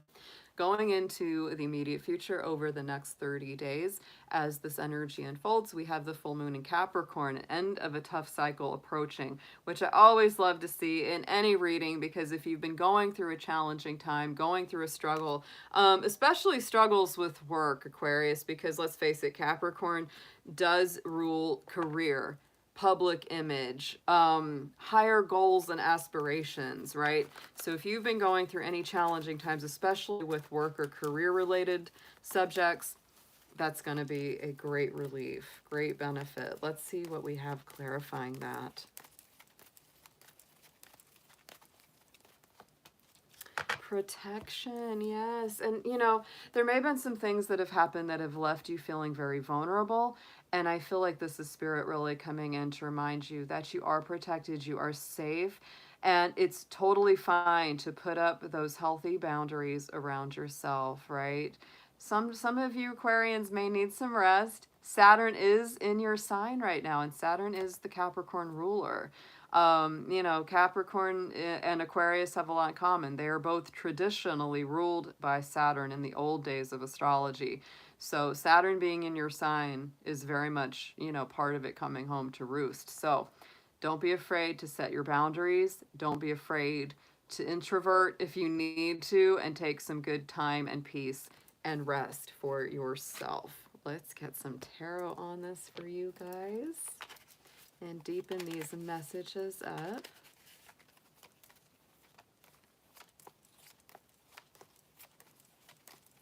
I'm also getting the message, Aquarius, that it's fine to release any situation or anybody that doesn't make you feel protected and safe. That's a big one for some of you. It's okay to do that. You don't need to feel a single amount of guilt at all if you need to do that.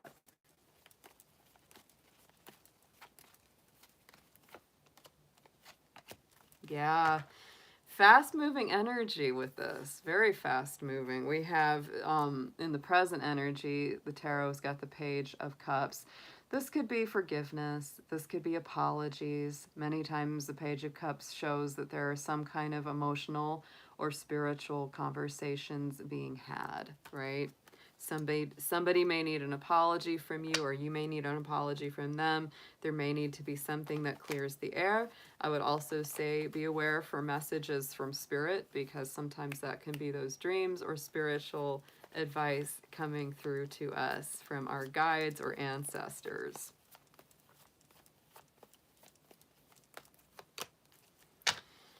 And use your intuition.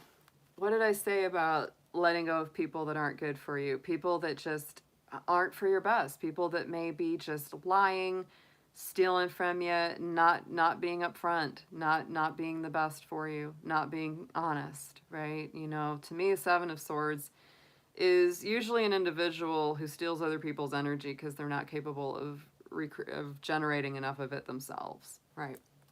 So Aquarius, like I said, use your intuition.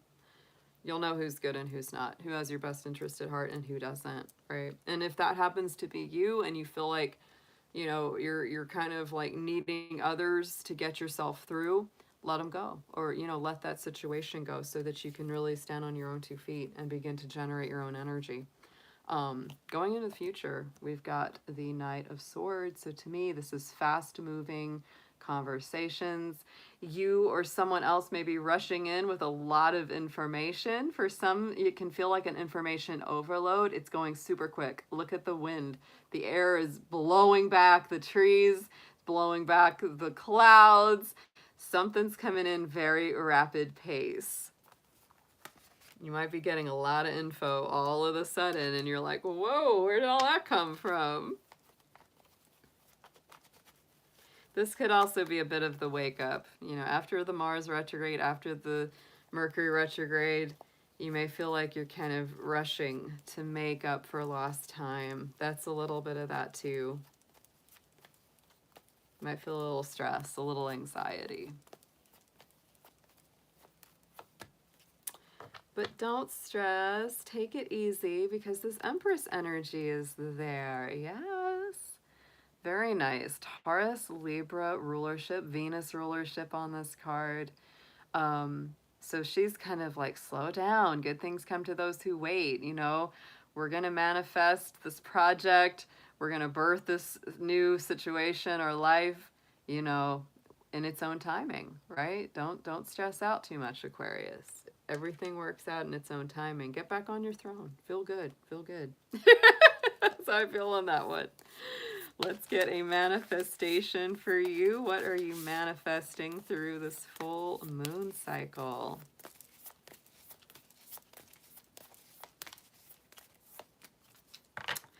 Love it. Detoxify. Like I said, you know, earlier it was, I got that feeling. It's like if you need to let go of difficult people, toxic work environment, cycles in your own life that you're not happy about, it's time to release them.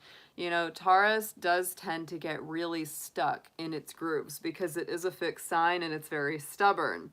So sometimes it's important for us to step back and just do the cleanse, do the clearing, let some things go, improve your diet, improve your habits, all that kind of thing. If you need to take better care of yourself, this is a great time to do it. I think there's some things that are going to be making you aware of like where you need to change or grow there. Very, very nice. That's a beautiful reading. I really liked those. I like a lot of those cards. All right, my Pisces. Sing a song of some fishies under the sea. All right, Pisces. Let's see what we have got for you guys. Happy full moon in Cancer. Happy 2023. It's first full moon of the new year. Very excited. And I think that the full moon in Cancer is super, super good for Pisces because it's a fellow water sign and it's very, very supportive to your personal energy. So we're going to start out with a blessing for you for this full moon. Dear angels, divine beings of light, guardians, and ancestors, let's see what we have for our beautiful Pisces. Anything that they need to see for their highest and best for the full moon in Cancer 2023. And let's get a blessing for them.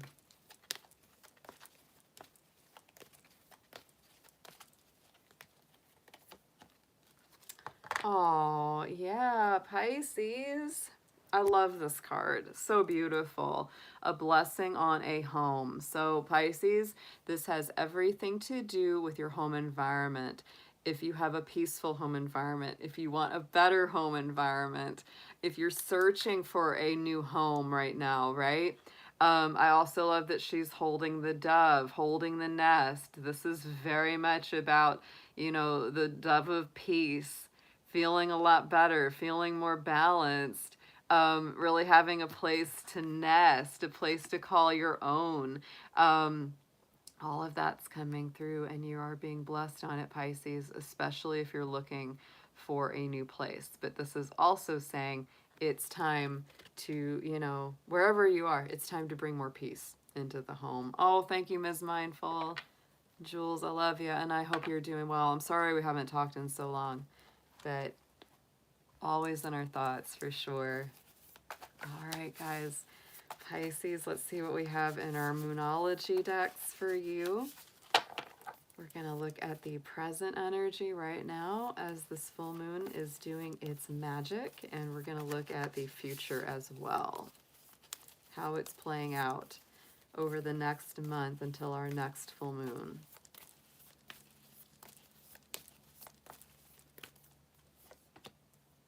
Oh, yeah, wow, look at those. Those are powerful, okay?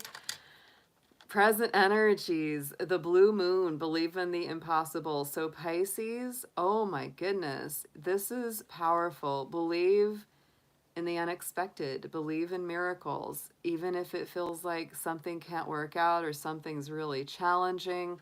This is telling you, really pay attention, because this is like, you know, the magic can happen even if it seems unlikely, even if it seems like it couldn't happen, has a very great chance to happen here. Let's get a clarifier on this blue moon for you. Love that. I almost felt like singing that when I started the reading tonight. I was like, blue moon, you saw me standing alone. Could be without a dream in my heart, without a love of my own. Yeah, you might be feeling that. You might be like, I need some magic. I need some miracles here. And wisdom is being granted. So this is also to me feeling like whatever it is that you've got to tackle, you do have the ability, you do have the wisdom, you do have the knowledge. And even if you don't have it now, you can get it. Look at her climbing up on that stack of books. She's like, I read all of these. And now I'm ready to go to the next level. And look at what's happening over the course of this month. A new start is coming with the new moon. You got the blue moon and the new moon here, Pisces. So new moon, I love this because this is not ruled by any particular sign. This is that nice blank slate. You can draw anything on it. You can bring anything out of it. I was born in a new moon cycle and I love it. I love that dark moon, love that new moon energy because it just feels like things are getting off to a fresh start. They're beginning again, and you can start to grow and start to manifest from there. Let's get into a clarifier for this, see what kind of energies might be coming out of this for y'all.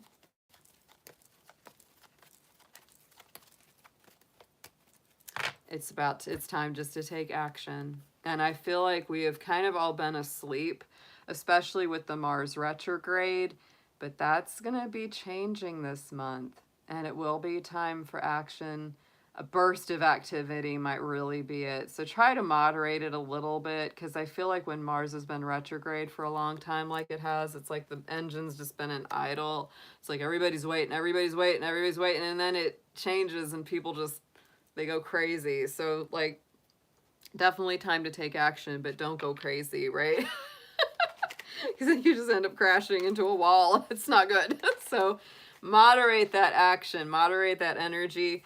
But I do feel that things are going to start moving forward.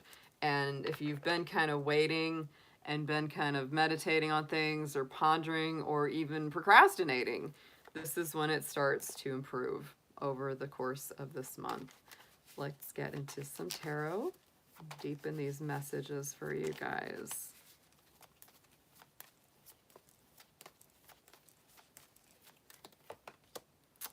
That is so, I love these. Love these cards, Pisces. Oh my goodness, the World card. So with this full moon that we're experiencing right now, there's something completing within you. There really is. The World card is all about, you know, one door closing, another door opening. It's a victory of sorts, right? It's that success that comes with finally getting through all the steps of life or all the steps of something that you've been going through. It's the completion of some kind of journey. And I will say, you know, you have that wisdom card in there too.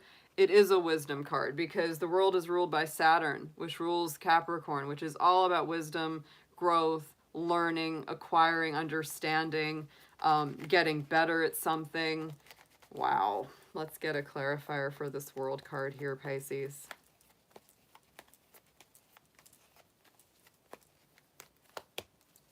Yeah, you're letting go of some drama. I feel it. You wait till you see what's coming next. Five of Swords here to me. Uh-huh. Yeah, okay, Daisy. So here's your little hassle right here. The Five of Swords. These can be challenging people. Sometimes it's small challenges. Sometimes it's straight up horrible, unmitigated, toxic. Because to me, the Five of Swords is one of the hardest cards in the deck. To me, it really represents those kind of people that win at all cost. They only think about themselves. You know, the game is always rigged kind of deal. And it's really a choice to stand up and fight for a situation or to just walk away and let it go and just cut your losses and release it. So I think for a lot of us, you know, that have Pisces influence, there is this feeling of releasing toxic people, toxic situations, or people that just feel like they're playing with your head all the time, or maybe you're trying to get you to do things that you know aren't the best for you. So that's like an end to all that because the world is just like, nope, full circle, snip, it's done. Going into the future, this is just wild to me because after the Five of Swords, over this course of this month, we've got the Six of Swords, the very next step. And this literally is that choice to walk away from the drama, the stress, the strain. They're taking only the clothes on their back and they're like, you know, I don't care if I have to start all over from scratch. I'm going to get out of this bad situation. And things are looking bright, you know. I'm heading over to a better new life. I'm leaving behind the troubled waters here. I'm going to the still waters over on the other side of this lake, you know. And so, you know, Pisces, you may or may not be starting all over from scratch. You're probably not. Most people don't. But you may be starting off with a little less than you had. And it's okay because what you're releasing, it's better to just let that go because it would continue to be a drain on you in the future. And I feel like for a lot of my Pisces, you're really stepping into a lot of powerful energy. The other thing that, of course, is coming, not just yet, but the next cycle for Saturn is your sign. Over the next 3 to 4 years, Pisces will be growing very, very strongly. Saturn is moving through your universal 12th house right now. So you are learning a lot of lessons about yourself, about boundaries, about who to let go of. Pisces is always that sweet, sweet sign that helps everyone, lets everyone in, is often considered to be vulnerable, gullible, because they tend to want to trust people and take them at their word, and then they get hurt, right? But I feel like, you know, my little fishies are growing up into cute big baby sharks. And you're not afraid to use those teeth sometimes, Pisces, and that's fine with me because I've got a lot of Pisces in my chart. In some ways, I almost am a Pisces. I'm, you know, just as strongly influenced by Pisces as Capricorn. And that's been my Achilles heel my whole life, is giving too many people the benefit of the doubt. So I feel that we are coming into a place where we're really honoring our boundaries, and you know, that's a universal for Pisces right now, really honoring your boundaries. And I see it in this reading. There's something that has come full circle already for you guys. You have learned a lot of lessons, and I think you're getting better at identifying toxic situations and people, right? And you're not afraid to just cut your losses and leave them behind. It's, you know, they might be like, oh, you'll never leave. You know, you depend on me for all this. And you're like, watch me. Watch me. Bye. Fresh new start. Taking action. going to a better place. With or without the resources, doesn't matter, because you've got yourself and you've got the people that love you, and that's all you need. Let's get into a clarifier on the Six of Swords for Pisces. What a powerful reading, y'all.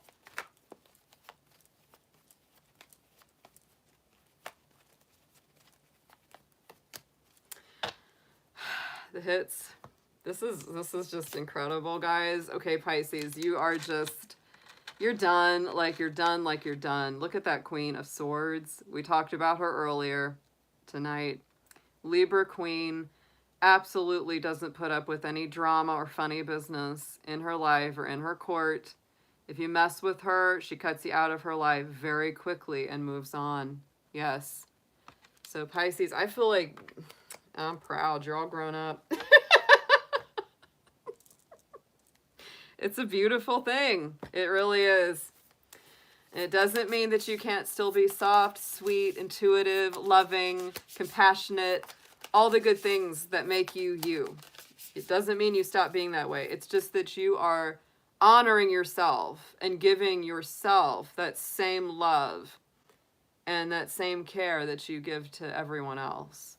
And once you start doing that, the people that you help are so much better for you. And it's a much better, oh my gosh, that's so funny, Daisy. Yeah, she's going through all that. Yeah. All right, let's get a manifestation card on this read for you, Pisces. This was a power reading. Amazing. Yeah.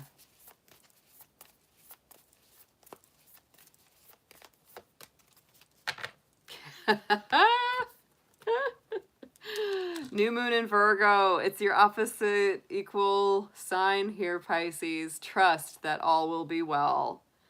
Everything's going to work out. But pay attention to what you need. Pay attention to your intuition. You have one of the strongest intuitive abilities of all the signs.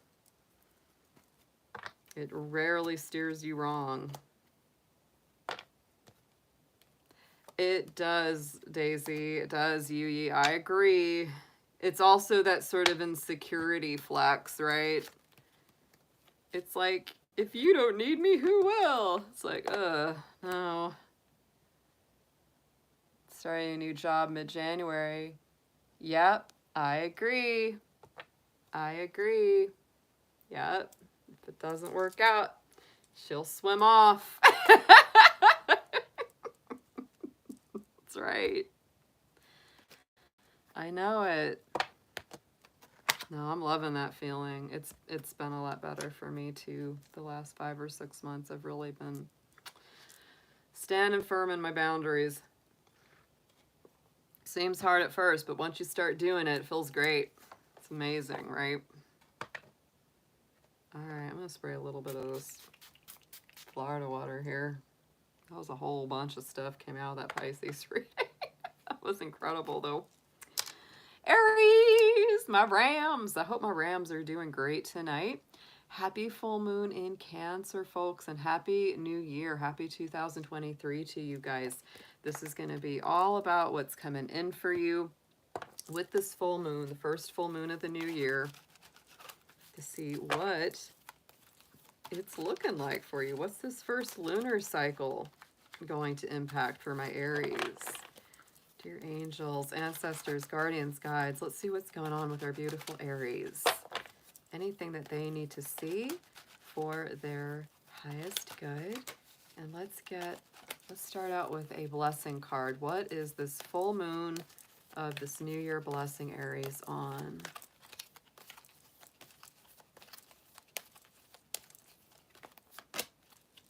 Wow. Okay, you're getting the same thing that Pisces had. This is wild. So for any of my Aries that have Pisces influence or vice versa, very strong. So yeah, a blessing on a home. This is big on real estate, looking for the right home, looking for the right place to be.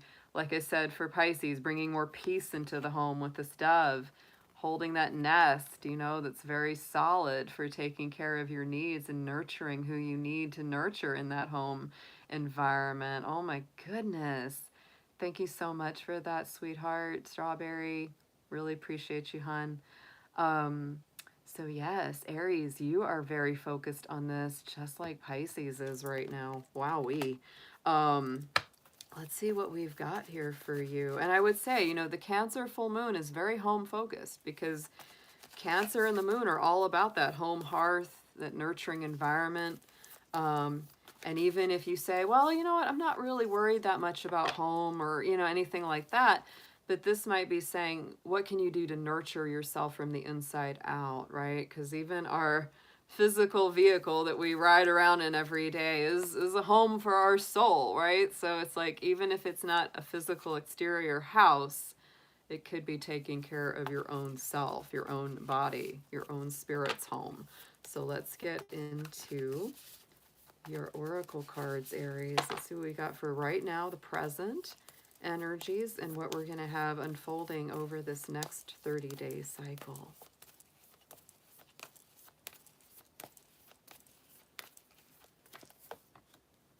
Ooh, very strong stuff. Oh my goodness. All right, Aries. We've got conclusions are within reach, the full moon eclipse. So I do feel, if you go back to our eclipse season that we had, you know, we had the Sagittarius eclipse, the Gemini eclipse. Look into those times, because those may have been times when some real big epiphanies came forward. I feel like this is the big reveal a lot of the time. Lunar eclipses many times release things, right? They're the breath outs, like the big, like, letting go of something.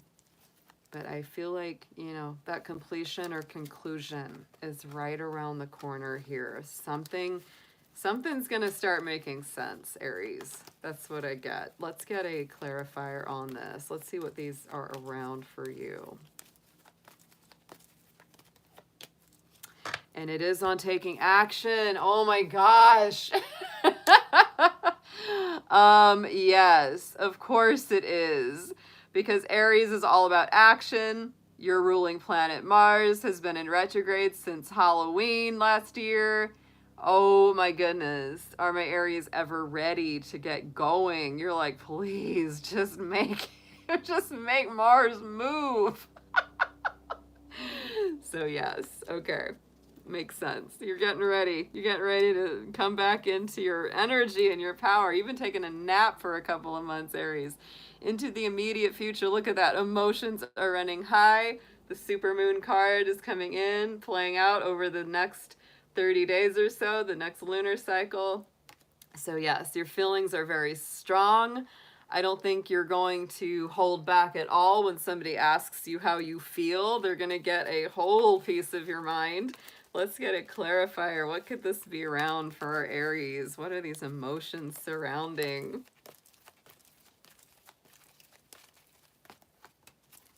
Yes, because you're like, look, I have learned some things. You got that wisdom card sitting right on top of it.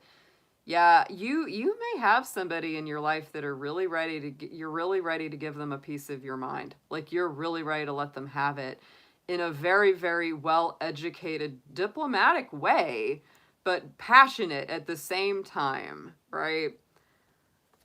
To sum it up, I mean, you're really not taking any crap, Aries. Not that you usually do, but you're really well educated about something now, more than you were in the past. And so it's not just raw emotion that you're going to be approaching things with, it's also your wisdom, your knowledge, the things that you have learned. Wow. I really wouldn't want to be on the bad receiving end of an Aries over the next month or so here. Because they're just like, bam! Like, all right. You're getting there, Silver. Oh my goodness. Let's get some tarot on this. Let's deepen these messages for our Aries, please.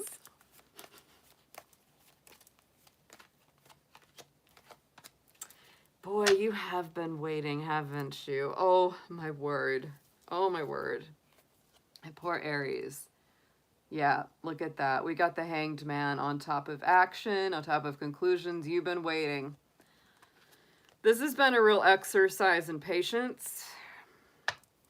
but you've learned a lot, and I think you've let go of a lot, because the Hangman is ruled by Neptune, which is the Pisces ruler. And it does have to do with spiritual awareness, letting go of some external baggage in order to get to a higher point of awareness and knowledge.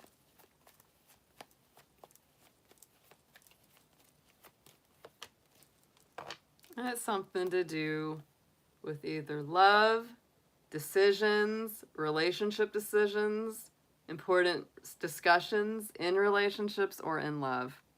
It's a Gemini ruled card, so many times you may feel like maybe you've been holding back on an important discussion that needs to be had, or an important decision. You know, to people looking on the outside, they may think, wow, they're really procrastinating. But for you, it's like, no, I'm waiting for the right timing. I think that's what that feels like to me. But yeah, you have felt like your hands have been tied. And I really feel like it's time to let go of that over the next, you know, the next month or so. It's time to untie those bonds that have been kind of holding you back. Because the Eight of Swords is a little bit of the stinking thinking. It can be where it's just like you're having a hard time believing in yourself. A hard time in feeling like you can really do it, but you can. You really can. Let's get a clarifier on this Eight of Swords.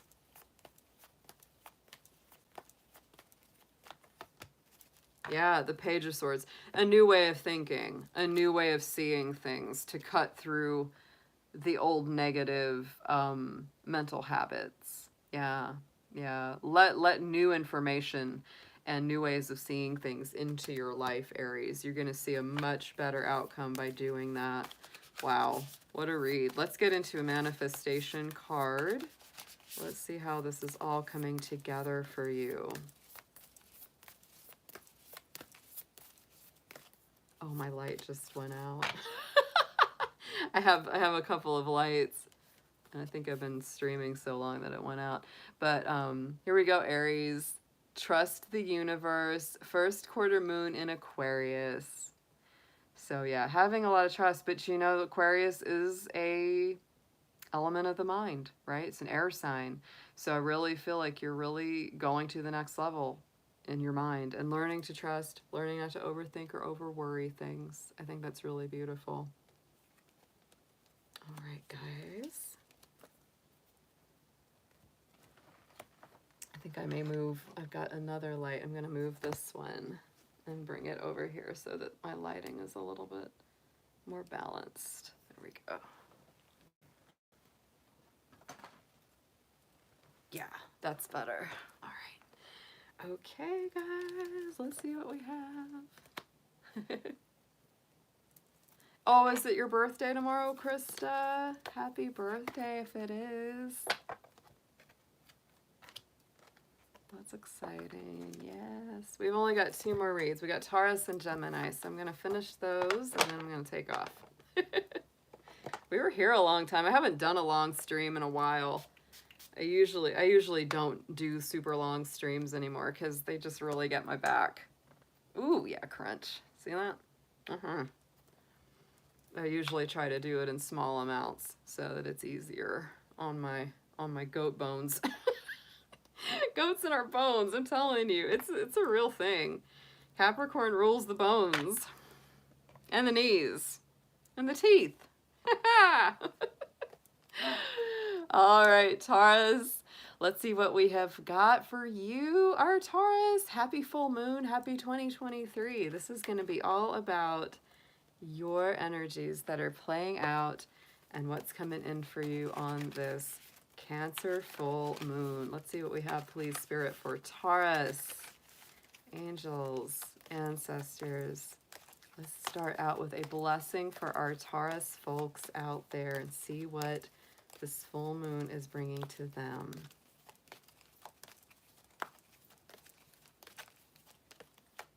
Whew. All right. Wow. Okay. So a blessing of forgiveness is coming through Taurus. Cancer had this same card for their blessing, and they're the only other sign that had it. So if you are a Taurus that has some Cancer in your chart or vice versa, you may want to watch that other reading, because to me, this is This is a very Cancerian kind of card. It really ties in well to this full moon because Cancer energy can be very nostalgic, very sentimental and emotional. It can be very caught up in the past at times. And so, Taurus, if there's something that you need to forgive from the past, that's really bringing you a blessing. And that blessing, of course, is freedom from the thing that's been weighing on your mind or your heart. Let's get into your Moonology Oracle. We're going to look at the present energies of this Cancer full moon and how it's unfolding over the next 30 days for you.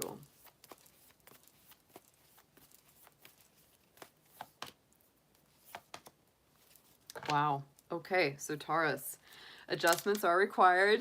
This doesn't surprise me. We are currently in a Mars and Mercury retrograde, so don't be surprised at all if you have to do some adjustment, some rethinking, some revision, because that's very, very normal with this energy that we're currently under. Let's get into a clarifier and see what those could be about for you.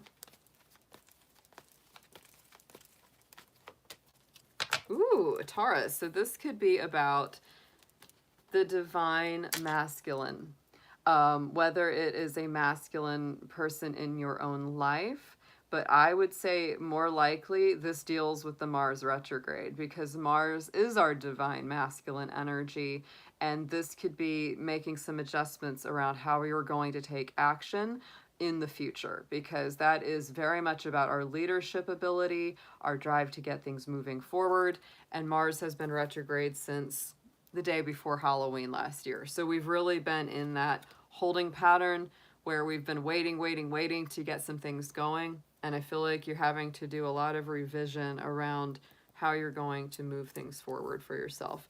Going into the immediate future, we do have the new moon eclipse. Expect powerful change. So Taurus, things are not going to stay the same. They are going to finally start moving forward, which is a really, really positive thing to hear because I get the feeling things have been feeling a little stuck for a while, maybe a lot stuck, especially the last couple months. Let's get a clarifier. What are these powerful changes for Taurus, please?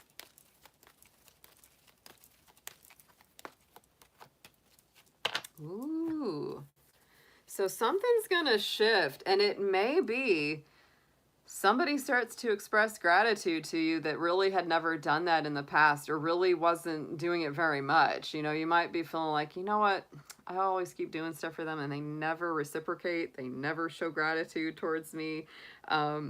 This could also be you embracing that energy of gratitude as well. I think that that is a big, big game changer. Anytime we shift our perception to having, you know, a focus on what we're grateful for, what we love, what we're happy about, everything starts changing and it can be very powerful. So let's go into your tarot, Taurus. Let's deepen this message for you.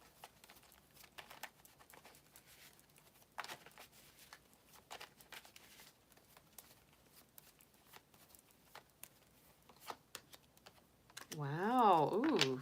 Yeah. Okay. Very interesting. Okay, so Taurus, what you have in your present energies is the Knight of Cups. And for you, you may be really thinking about making some moves in the realm of love or spirituality because you may feel like you've been in this holding pattern, you've been having to make adjustments to review.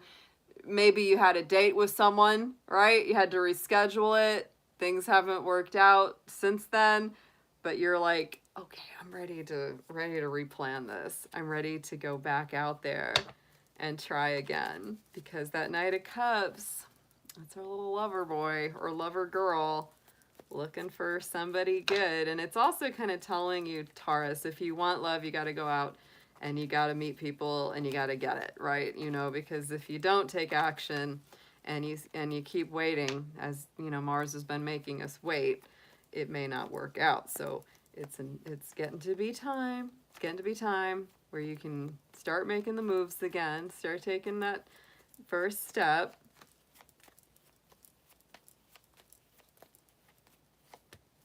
And it's the Magician. So it is the initiation is more on your end of things with that Magician. That's our Gemini energy, our Mercury energy.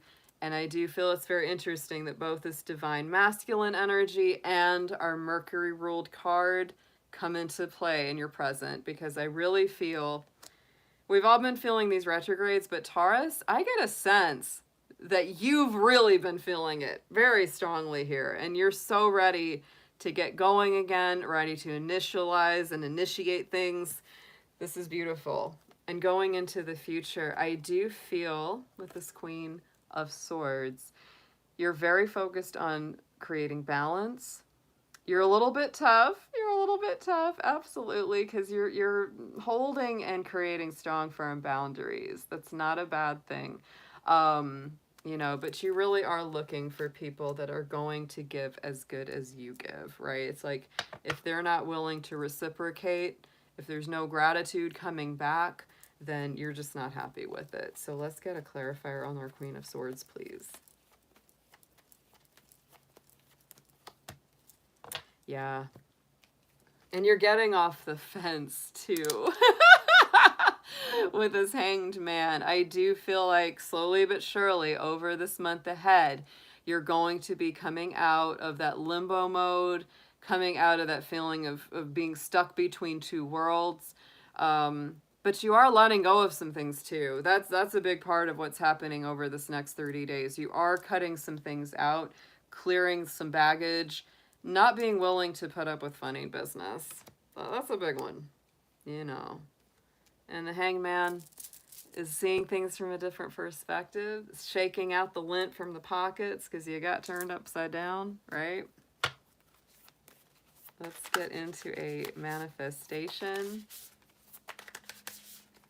for Taurus. Let's see how this is all coming together for you.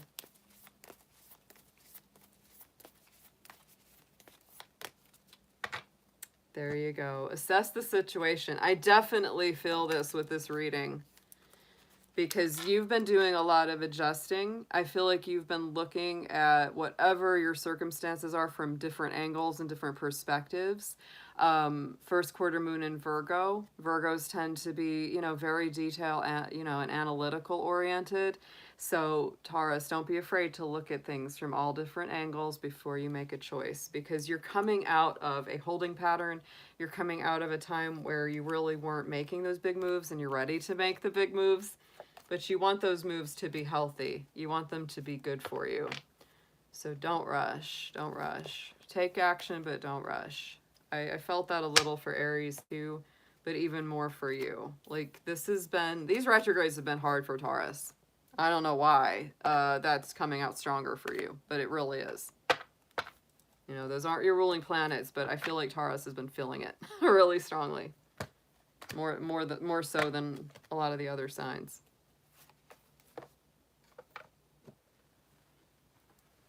All right, guys. Thanks so much for all the messages. Thanks so much too for all the super chats, all the donations. I really appreciate it. We're on our last one. Aw, Daisy, thanks for sticking with me. And for any of those who are going, great to see you, and I'll see you again soon, I hope. I hope we'll be doing another live soon. All right, Gemini, so we're wrapping up the evening with my little twin stars. Yes, we are. Hope you are doing great tonight, Gemini. Tonight is the full moon in Cancer, the first full moon of 2023. A big happy new year to you guys out there. Let's get into your full moon reading for you. Dear angels, divine beings of light, guardians and ancestors, let's see what we have for our beautiful, amazing Geminis. Anything that they need to see for their highest and best good. And let's start out with one blessing card. What is this full moon blessing our Geminis on?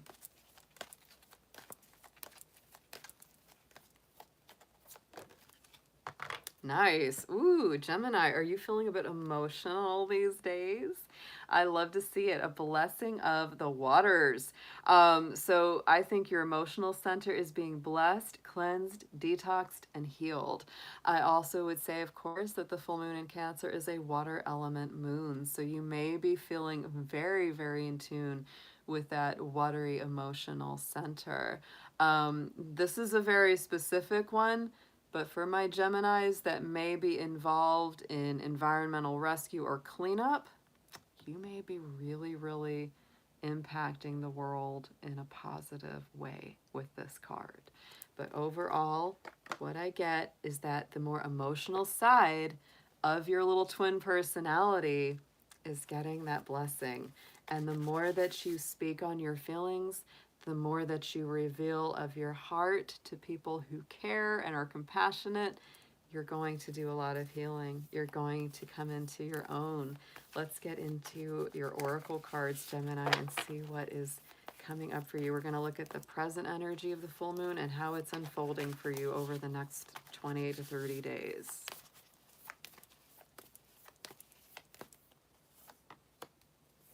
There it is. Oh my gosh. So we're getting an extra. Oh, thank you so much, Daisy. I appreciate that.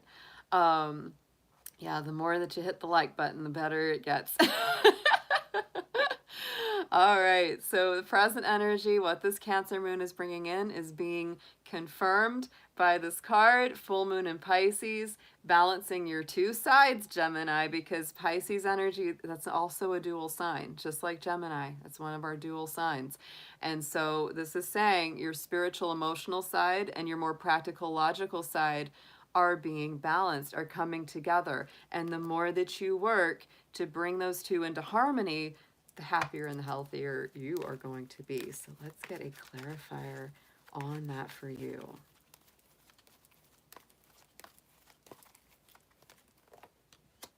Yes, and you may have been afraid in the past to do that, but you're really being encouraged. It may be a bit of stepping outside of your comfort zone or going into a bit of a territory that might feel a little risky, or you might be a little bit afraid. Say in the past, maybe you revealed, your emotions or your heart to somebody and they were not receptive, or they were just flat out nasty about it, and it made you feel afraid to ever open up again. But now you have new people, new energy, new kind of, relationships, and they're like, no, Gemini, tell me what's up with you. And you don't need to be afraid of them this time. This time they're really receptive. This time they're really going to listen. So don't let your fear that came from the past or your trauma that came from the past prevent you from opening up that more emotional side of yourself right now, Gemini. That's a beautiful combination. Going into the immediate future, commitment is being tested.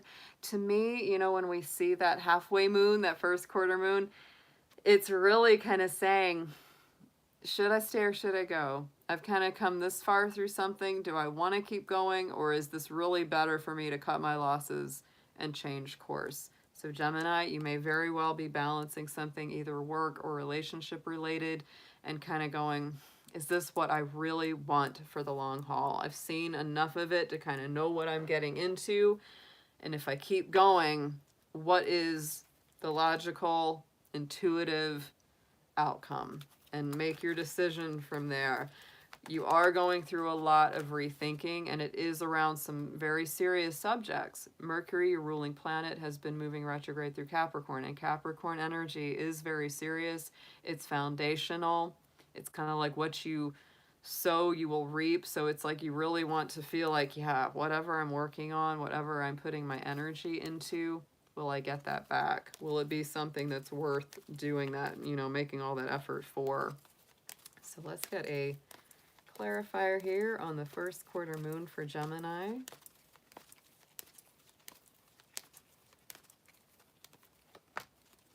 Acceptance, right? And I think that, what it is, what this is around is whether or not you can accept the relationship or the situation just as it is without any changes or alterations, right? Because the feeling I get, like I said, you've already kind of seen enough of a circumstance or a situation or a relationship to know what you're getting into.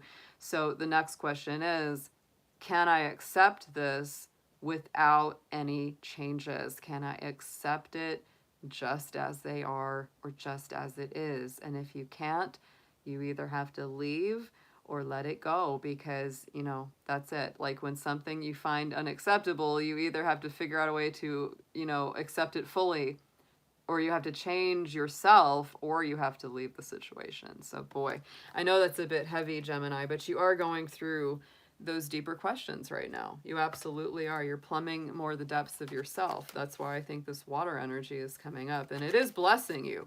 When you go and take that deep dive, you have a very good outcome here. So let's get some tarot. We're just going to deepen these messages up for you.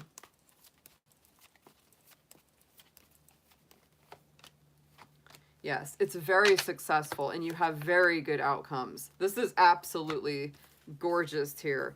So Gemini, I would say, yeah, when you open up and you reveal both sides of your personality and you put those fears aside, wow, with the right people, it's going to be very successful. It's going to feel amazing. It could even be things that just you've wanted to talk to someone about it forever, and maybe you found the right friend, the right partner, the right counselor, the right someone to just let it all out to, and it's just going to feel tremendous.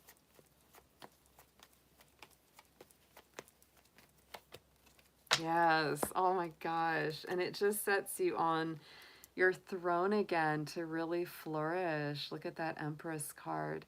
And for those of you where this has to do with love, I feel like it opens your heart up all over again, because the Empress's Venus rule deals with our relationships and it deals with our heart, right?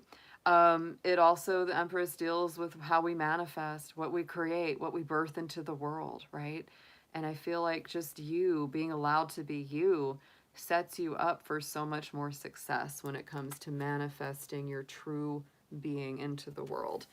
And look at this. In the future, over the next 30 days, as this culminates, we have the World card. So I really do feel you're going to finally fully close a door on something or someone. And whether it means you accept them as they are and stay in the situation or not, you have really made a firm decision. This is Saturn energy, and it's very, very strong. It's really, you know, it's the last card of the major arcana, which represents that we've come full circle through the entire, you know, cycle of life lessons from that set of cards.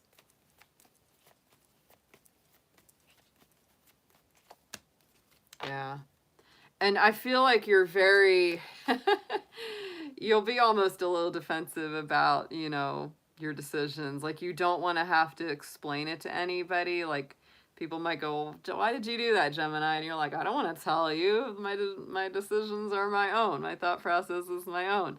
And I would also say that whatever you have achieved, whatever new wisdom you've accomplished, you don't want anybody to take that away from you, and you're very strongly protective of yourself. A little defensive, sure, but you know, you're like, I've worked hard for this. Nobody's taking that away from me now. If I've worked for my peace of mind, if I've worked for a better feeling in life or to make a major decision, you're feeling good about it, and you're not going to let anybody take that good feeling from you. Beautiful. Let's get into a manifestation. How is this all wrapping up for our Geminis, please?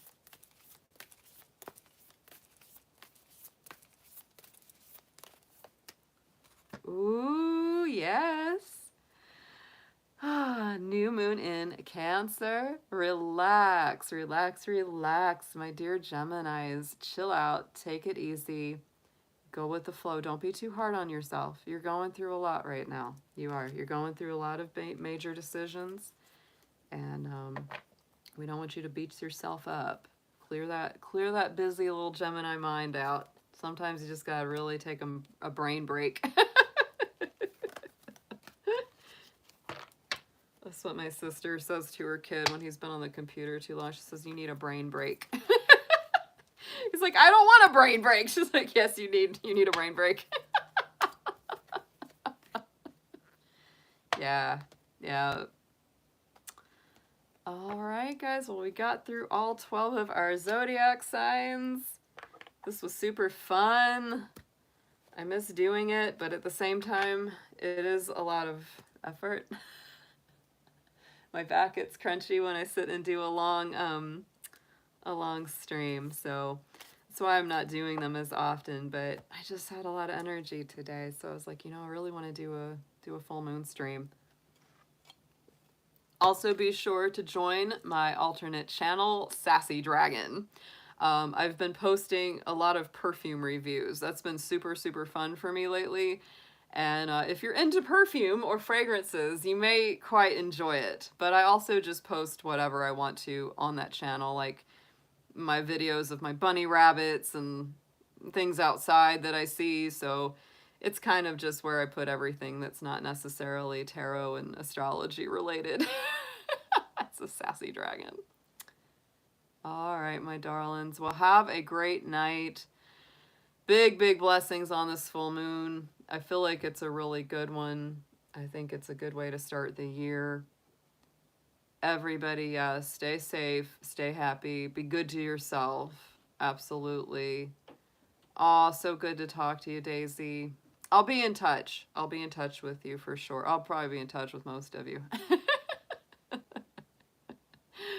And if anybody is on Instagram, my Instagram handle is Dragon Tail Tarot, just like the name of my YouTube channel. Oh, thank you, Zalipa. Good to know a fellow dragon.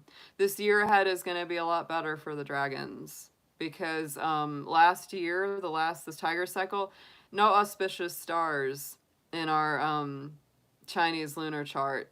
And this year we have one of the best auspicious signs, which is the sun. We still do have some challenges, but overall dragons are going to be doing a lot better in this new cycle. And I think the biggest challenge that I've kind of been picking up on from like listening to all the different info about it is that the big important thing is to really stay in a positive mindset, is not to give in to feeling like you don't have enough or feeling upset with your life or things like that. It's really to focus on what you're grateful for and also make yourself as available as possible to help others. That's the big luck factor for the dragon. So yeah, that's what I've been definitely picking up from that. And I'm sure I'll be putting some stuff out about the Chinese astrology for all the people that are different signs, because that's really fascinating to me. Yes, it was good to see you all too. Oh my gosh. I'm so happy that we had a great turnout. We really had a lot of people come in tonight, more than I expected. So that was awesome. Thank you all for being here. Yeah. All right, guys. I'll talk to you all soon. Have a happy full moon and take care. Be well.